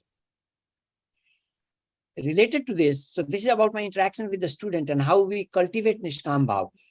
I did not enjoy grading papers because it was just for a grade. They never learned anything from it. So I started requiring developmental papers. I give you feedback, you improve it. Otherwise, your grade is this. If you improve it, submit both drafts. If there's improvement, your grade is this. If it's not the highest credit, I still say you can revise further. So this was more work for me, but this was my way of, getting out of that mindset where grading paper was not good use of my time. That is desire, focused on me rather than the other. So I changed that into trying to serve the student. And it takes time. There was one of my spiritual mentors here in Hawaii. She lived to be 100 years. She's no more. Once in my meeting with her, I said, Mother Kumi, I'm a professor. My job is to evaluate people, to judge people, judge their work. We talk about don't judge, but that's my job. What should I do? She started very calmly, said, yes, that is your job. As a teacher, we have to provide feedback. And then she said, we can water the plant. We can put the plant in the sun. We can put the plant away from insects and animals so that they are not eaten up. But we cannot force them to bloom. So that helped me. I mean, that was the last time I had any doubt about my relationship with my student. I serve them. I help them in whatever way. They don't produce the result. When it's their karma, it's their prarabdha. My job is to provide opportunity to help them, guide them. Not everybody wants something. Not everybody flourishes when they should. They sometimes take time. Sometimes they never flourish the way I would want them to flourish, but that's their prarabdha. So this helps me to kind of shift the focus from my need, my time. I am important, my time is important, what I do is important, to what is useful, valuable for my student, for people I'm interacting with. And so that helps me kind of, be on level ground. And I hope that helps as some example of doing Niskam Bhav. I see a hand raised. Prof, Yeah. yeah. No, thank you very much for that. I'm still trying to develop a framework for Lokasamgraha. Right. We had these conversations on Lokasamgraha before. They have been like you have done a paper on Lokasamgraha, and Lokamanya Tilak, I think he has approached Gita from this perspective. And I'm trying to develop a Indic Ikigai framework, which is focused on Indic heritage, but using the 4 circles and the intersection of that. And one of the things I'm still grappling with is that a lot of my friends say that, look, you are a serial entrepreneur, you made it big, you've exited companies, and then now you're doing Lokasamgraha. So it's all easy for you to say and talk about Lokasamgraha. But here we are, I have friends in Singapore who are like a forex trader, for example. So a forex trader can, like you rightly pointed out, the distinction between Nishkam Bhava and Lokasamgraha. A forex trader is going about his business with a Nishkama Bhava. That is so Ishwararpada Prasada Bhavana is there, and therefore he's going about his life. But there's no Lokasamgraha element in his, right? So he cannot directly see the benefits of his work, his direct professional work, as something contributing to the welfare of the society. So therefore, my framework is that the world has certain challenges. Of these challenges, like UN development goals, there are about 17 development goals. And of these challenges, there are some challenges where the solutions are offered by Sanatana thought, Sanatana Dharma thought, such as sustainability, such as pluralism. In a highly divisive world, pluralism is very important, whereas West is now only very recently discovered and articulating it in terms of diversity and inclusion. And they're putting like a tick box. A diversity and inclusion is like, okay, you're ticking the boxes. Whereas pluralism is beyond diversity and inclusion. Pluralism is something which is actually Sanatana Dharma itself, when everybody has a say and everybody lives together with that power. So pluralism, then happiness of the individual, well-being, sustainability, all these elements that the world faces today, there are solutions with Sanatana Dharma. So how does a forex trader now also cultivate certain of these things so that he can offer this as a solution and have that link to Lokasamgraha? This is the framework that I'm still grappling with, just to get the Lokasamgraha part of it right, so that a person who is doing a normal task can also cultivate Lokasamgraha by looking at the challenges the world is facing, which Sanatana Dharma can offer. So this is still work in progress. I thought, because we had exchanged discussions about Lokasamgraha some time back, perhaps you can just respond to what I have stated, and also your own work on Lokasamgraha, your own paper on Lokasamgraha. If you can just highlight a little bit, that would be useful. So 2 things that come to mind.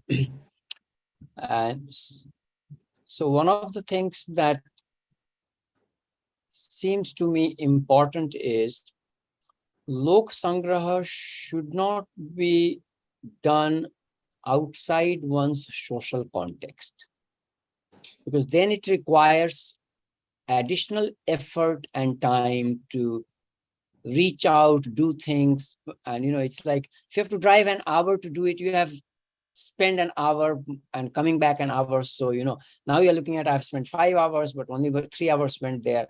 I'm using the example of, driving, but basically, so I think Lokasamgraha should be done in the local context of that person. And so say, for example, a trader may be good in math. Definitely is good in finance. So if that person is offering financial education to people in his or her own community, rather than go out and look for a forum. I mean, if you find a forum, use Zoom to do that, I'm not against it. But what I'm saying is, one should not stretch oneself so out of your expertise area, etc. At the same time, if you are meeting somebody who has a physical need, somebody is lost, we can help. I mean, those are little Lokasamgrahas, but we are talking about a systematic effort. Yeah, that's a situational Lokasamgraha. Yeah. So systematically, it should be grounded in one's own ecosystem. So that's one thing. So think about the Khan Academy.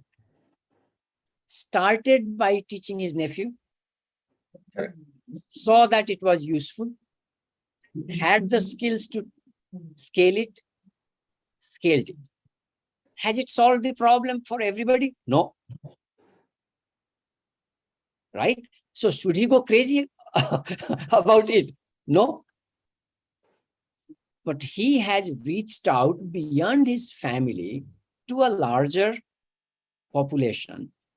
So he has to then keep thinking, again, without missing out on one's own responsibility. So going back to your trader friend, if that person has little kids, if you ask me, this is not time to do Lokasamgraha. Your Lokasamgraha is creating these 3, 4, 2 kids as responsible citizen. That is a huge Lokasamgraha. If you create dysfunctional units, they're going to destroy the world. So phase of life is very important, and only we know. And then we need to know how much I have, how much I need, what is greed, what is, I mean, you are where you are, Hari Kiranji, because you made those decisions. If you wanted to be Bill Gates, you and I wouldn't be seeing each other today. You did make a decision that this is enough. I have some other needs. I have some other talents that I can use, and you are using it. So when people are, some people are blessed, Prarabdha unfolds for them, you were blessed, you kept going to a wise person, and finally he said, okay, now it's time. When time was not there, he said it was not time. When time was there, then now he said, now you can do this. So we have to seek advice, we have to seek guidance, we have to, this is satsang. So anybody who comes in contact with you is getting satsang. You are already planting a seed in the mind of this trader that there is a life beyond this trading business. True.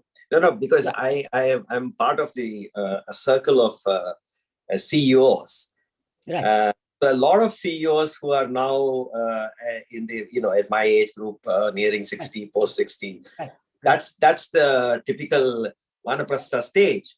So, but there are still, they have their own obligations. Right. So it's that's the stage where for other people, I think there's a little bit of effort needed in cultivation. And I would still say in your own ecosystem. And I learned this from, I'm drawing a blank on her name. So her commencement speech to one of my friends still in Illinois was that we need to have service in our life. So for our trader friend here, if he has some service in his life, if it's only 1 hour a week, it doesn't have to be a day. If he can afford more time, it's 4 hours on a Saturday. And if he's doing service, then that service is Lokasamgraha, because he's doing it. And it does not, if it brings something to him, that's okay. It still is in his ecosystem. People will know him. It's like good work, service does bring some positive things. You can't just throw it away. You just, with humility, you accept it. You don't do it for that reason, but it does happen. It does come. I mean, people will recognize you. People will praise you. That's part of doing that. You just have the humility that, I'm doing my part, what I can. So I think, one, they need to think about their own ecosystem and contribute in that, so that they are not spreading themselves too thin. And two, if they have zero service, then they need to cultivate a few hours of doing service. So the way it has emerged for me, and it does not burden me, I like it, I enjoy it.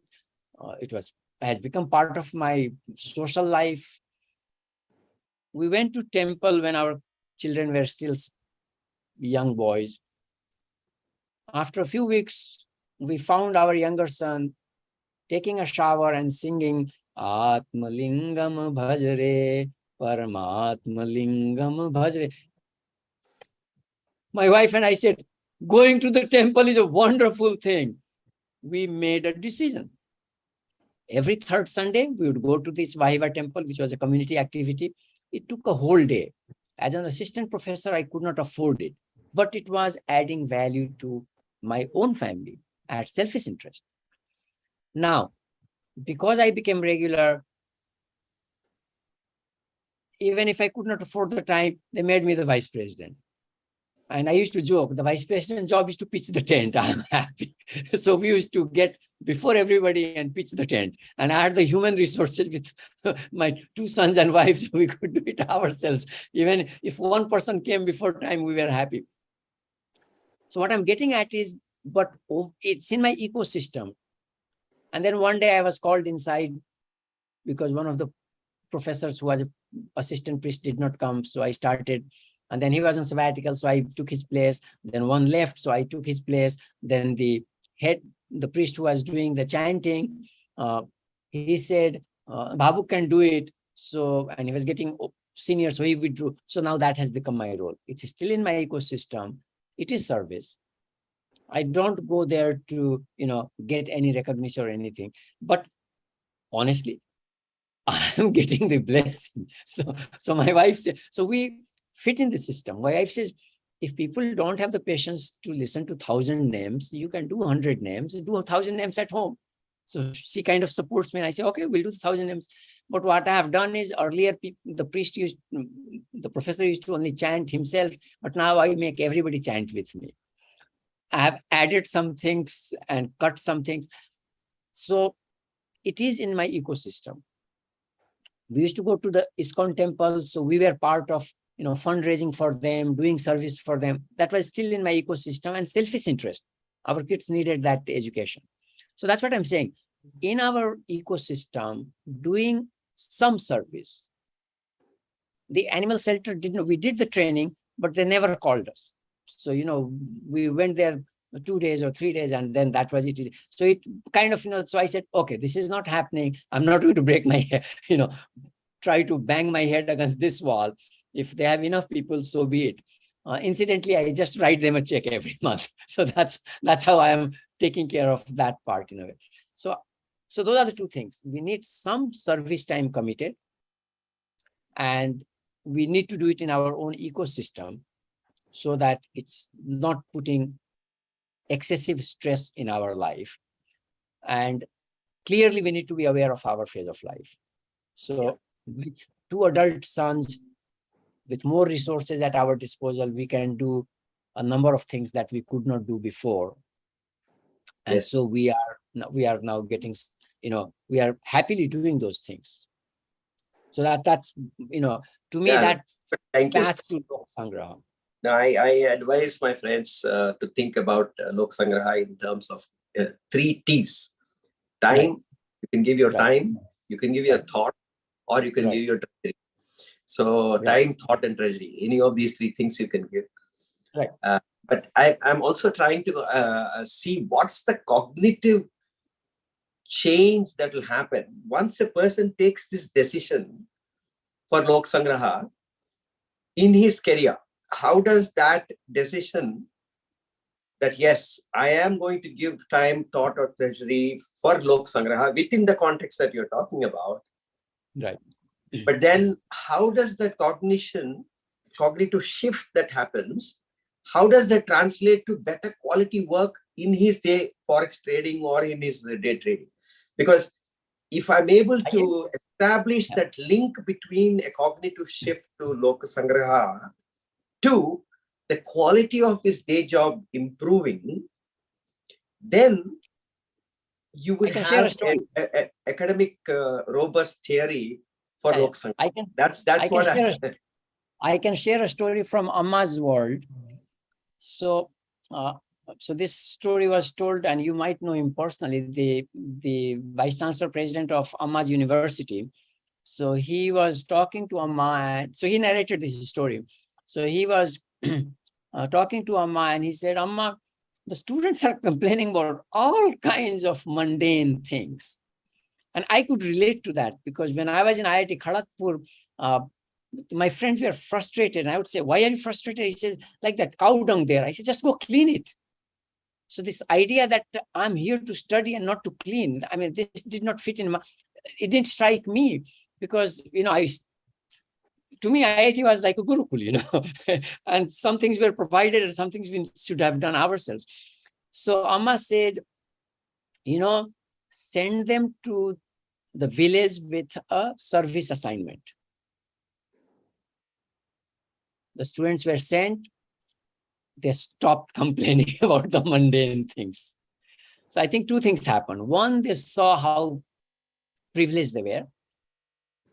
The second thing that happened was that, and this is the point, the privileged part is not what is my focus in sharing this story here, that when we do something for somebody without seeking a return, and then that interaction with that person changes us. In the business world, if you remember in the 80s, Jan Carlson, the CEO of Scandinavian airline system, he wrote a small book called Moment of Truth. And he made that point that when a customer is served, that moment is transformative for both. It's not a one-way street. It transforms both. So that service will transform both, but one has to have that experience. And the attitude. And yeah, no, the one see, we believe in changing the behavior first. The attitude will change slowly. But if we can trick the person into going once and twice or three times forward, so in school system, both my sons went to Pune. Now I have a reference. Obama went to that school, but Obama was not that smart in school. But the school is good. So some would argue that he was not smart even as a president, but that's it. No, as a president, I think he was smart in more than one way. Shaking hands with Iran was the smartest thing. No other American president can even imagine. No, but anyway, that's just an aside. So, but go ahead. So one of the programs they have is the students have to go and spend time in a shelter, serving, you know, do cooking, cleaning, etc. Another assignment they have is they go to a children's hospital, Shriner, that serves children who have physical handicaps from birth and other things, and they help them, you know, doing surgery, etc. Both these experiences changed both my son's life. The first day he went to the shelter, he came back, and this is how the conversation went. He said, "Dad, it can happen to anybody." And I said, "Beta, what?" I said, "At the shelter, I saw this man playing Mozart without using notes. For somebody to play like that, both my sons played clarinet. For somebody to play without notes, she has to be at a certain level. For she to be at certain level, she must have come from a background where you got the training. And that person is in a shelter. That means it can happen to me, it can happen to you. I mean, that's a profound experience for a 15, 16-year-old kid to look at the world. So this transformation is not what the school plans. These things happen in the process itself. But the trick is to keep sending them. And both of my sons developed a love for small children because they went to Shriner. They developed skills to play with children, to entertain them, how to be funny, how to, at the children's level. It's no surprise my younger son actually is a bioengineer, but he teaches kindergartners in Japan. That's what he enjoys. So I think, that Amma's insight, send people to do some service that will change their life. It's also true with, in fact, it is mind-boggling. I become so different even when I share these stories.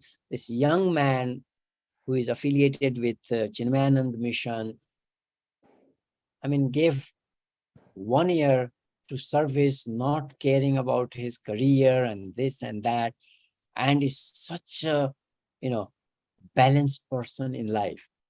He was attached to me at a conference and he was helping me. But he's a blessing to the society, all because somehow he got into this culture, family culture of going and spending a year, and nobody thought, students here take a year off school, right? And they're trying to search for themselves. And if they would go and do the service, so their remote program where in the mountains, they are serving women and others, everybody transforms. So I think, doing a little bit of seva can bring about that little shift. And then, one small little step at a time, I think is the way to do it. Yes. No, that is true. In fact, there's another area of research that I'm examining. You must have heard of this Warren Buffett and Bill Gates. They have about 8 to 10 years back, they have started what is known as Giving Pledge. Yes. Where they, if you go to givingpledge.com, you'll see more than 300 billionaires. Right. Basically, they have started this encouraging billionaires around the world to donate at least 50% of their wealth in their own lifetime to offer to commit to. They don't need to actually give out the cash. They can just commit to say that, look, 50% of our wealth we pledge to charitable purpose. So that's called Giving Pledge. There's no cash outflow. But it's just a commitment. No, but that's a big step when you think about it. Absolutely. Yeah. So now the question is, it's 10 years now. There are a lot of people every year, a lot of billionaires sign up and all that. The question is, what was the transformation that has happened after you publicly make that pledge? And because you have the list of all the people, right. And how has that person, through the act of an external donation, has transformed internally? That is an issue that. No, that's an empirical question. You're right. Yeah, it's an empirical question. And then. Those are all dollar billionaires and very high profile billionaires. How can, so what I'm grappling with is how can I customize it, a similar pledge, to an Indian billionaire or non-billionaire also, who makes a pledge to commit his time, who commit his effort also. because not necessarily money is important. If I'm working in a public sector bank, I'm at 55 years. But if I'm committing that the balance 25 years of my vanaprastha, I'm going to serve the society, right? So the giving pledge need not be just in terms of wealth. You have wealth of time, you have wealth of money. So both are there. Now, what is the cognitive shift that will happen because of that public pledge? And how does it transform you, and how does it you become a better person to a current life today? This is the issue that I'm grappling, and all this is centered around Lokasamgraha from the Gita and what we discussed. Yeah. And because this is psychology. I'm just taking it to this discussion to the psychological aspect of it, because then the executives of today can also make that transformation by making those commitments. I don't need to be a billionaire, even if I am a vice president of some company. But if I'm making these commitments and announcing these commitments, and then I'm able to do my job better. That linkage is something that I want to establish through psychological models, through case studies and further research. Yeah, I mean, that's something that needs to be studied, and if people would open up to interview, then we could find, because but it still would be something for what they are saying, how they felt the shift, etc. We would not have an outside verification, but that is actually not important, because how it serves us is research like this helps other people change their behavior. One thing. So Anand did his dissertation on it became Dan, but what was the not charity, the word we used? And one of the things that he connected with our culture was there is daily behavior integrated in the social life of people. So for example, people will put outside a little bit of grains for the bird, a little bit of water for the birds. Yes. They never say no to a mendicant who is knocking on the door. Or they would, the old tradition was, if there are 10 people in the family, then you put 10 fistful of rice and then you take one out. So everybody ate less every day.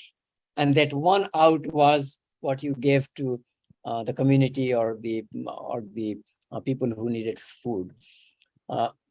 So what I'm thinking is there may be a way, again, so if people did in their own ecosystem, so to identify little things that people can do in their own community, and then we provide support, basically moral support, or if there is some small financial support needed for doing something just to stimulate the idea.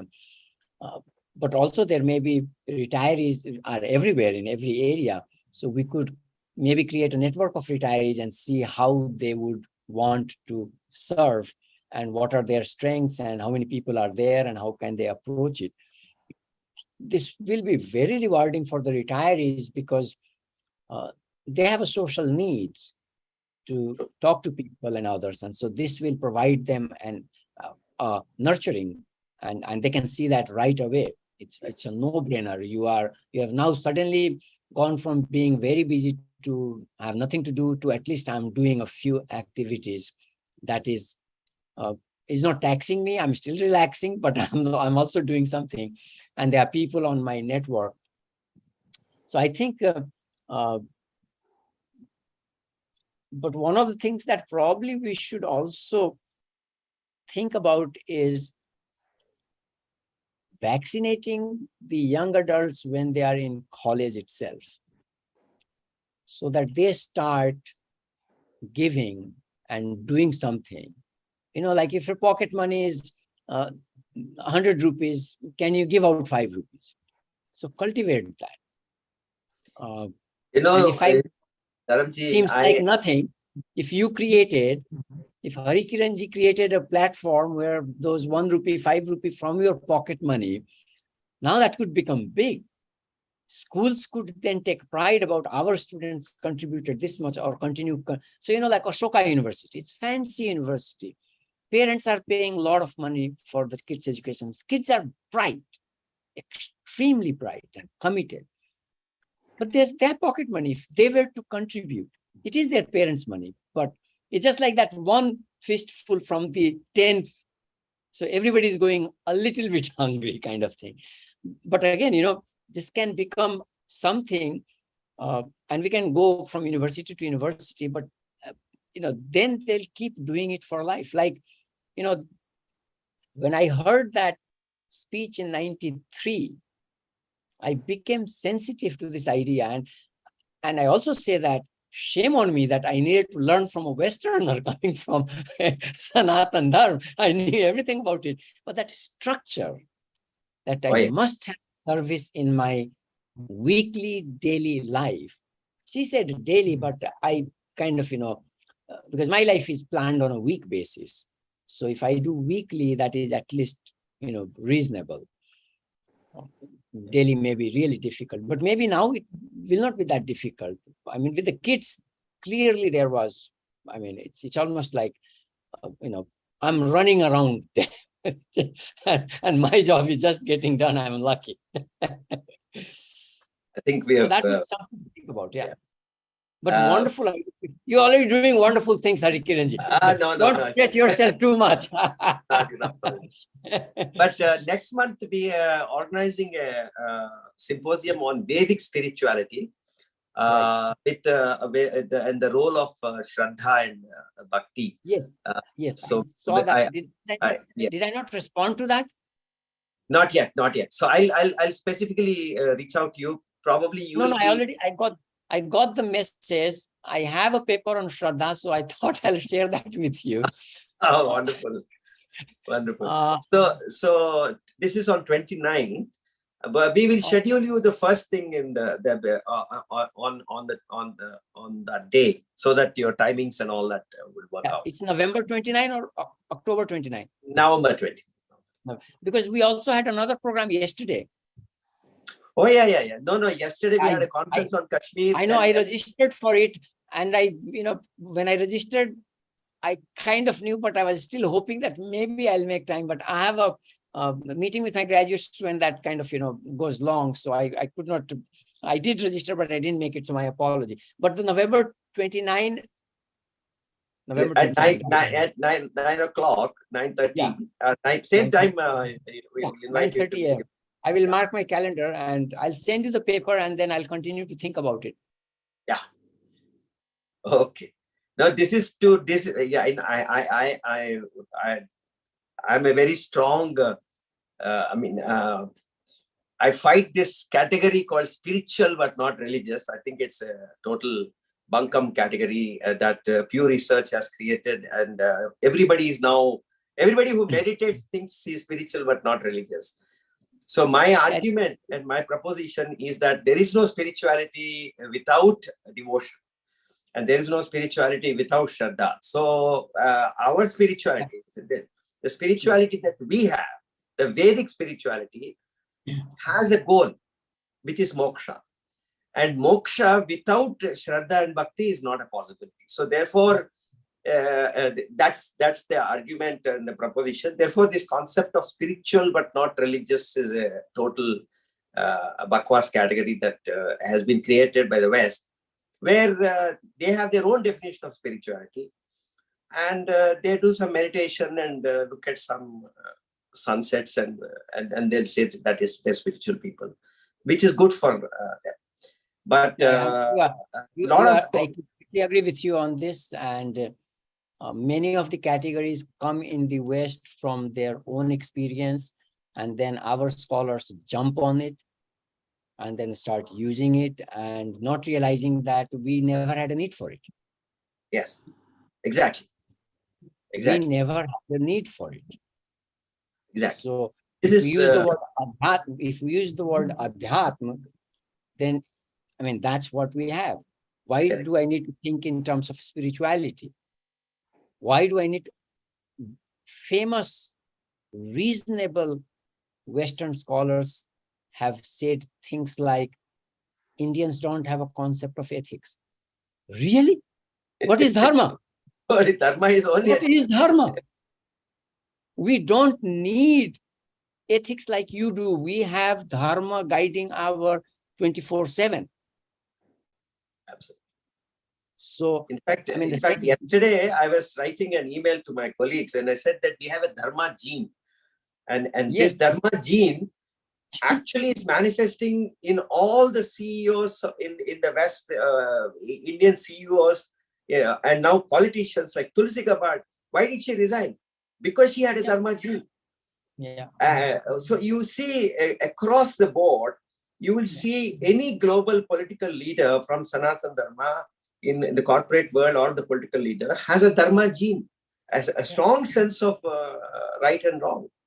And that this will also be a case for study at some point in time. Yeah, That no, why it is. it?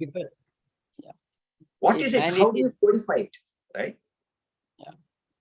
So that's the other thing. So, but of course, this is again scope for another research that will happen eventually.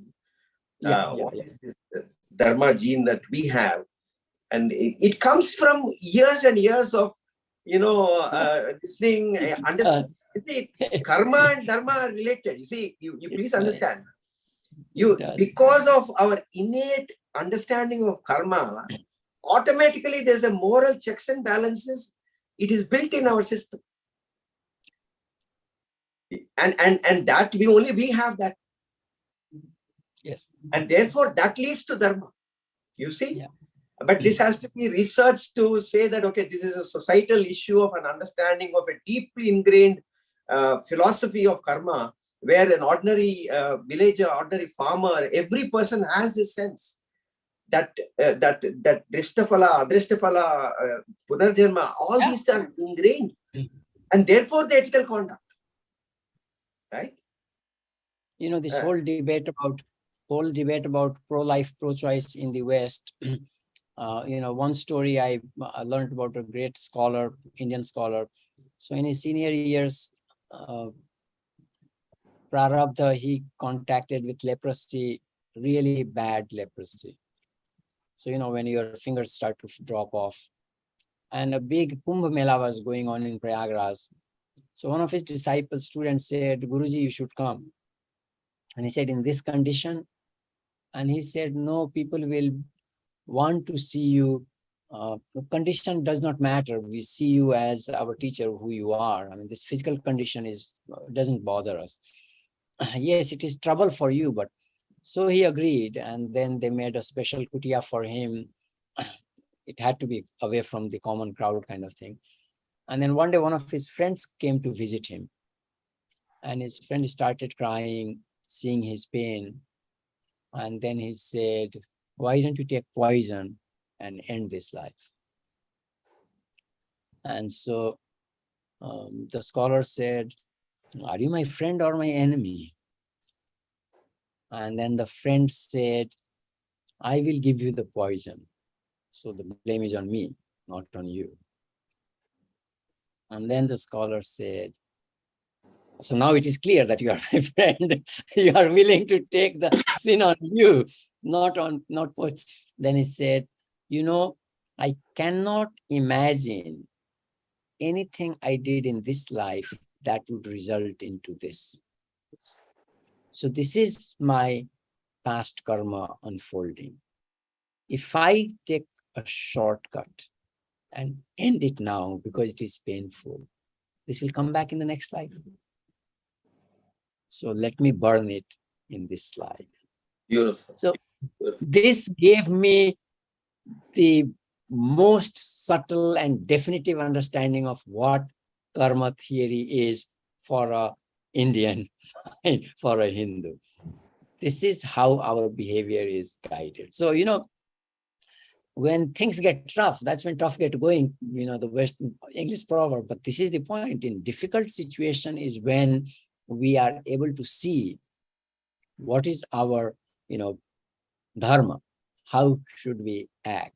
And so in a way, this is also a good story about what is your dharma. Yeah. When you are in that situation. Good. Thank you. Thank you so much. Yes. Yes. Wonderful. Thank you, Sai Garu. Yeah. Are we supposed to have a closing prayer? Somebody's going to do, or we went past that? I think we should have. You please do it. Sai Garu, please do it. Some background music. Is it coming through too loud? Then I will not. Right. No, it's fine. It's fine. Yeah. Okay.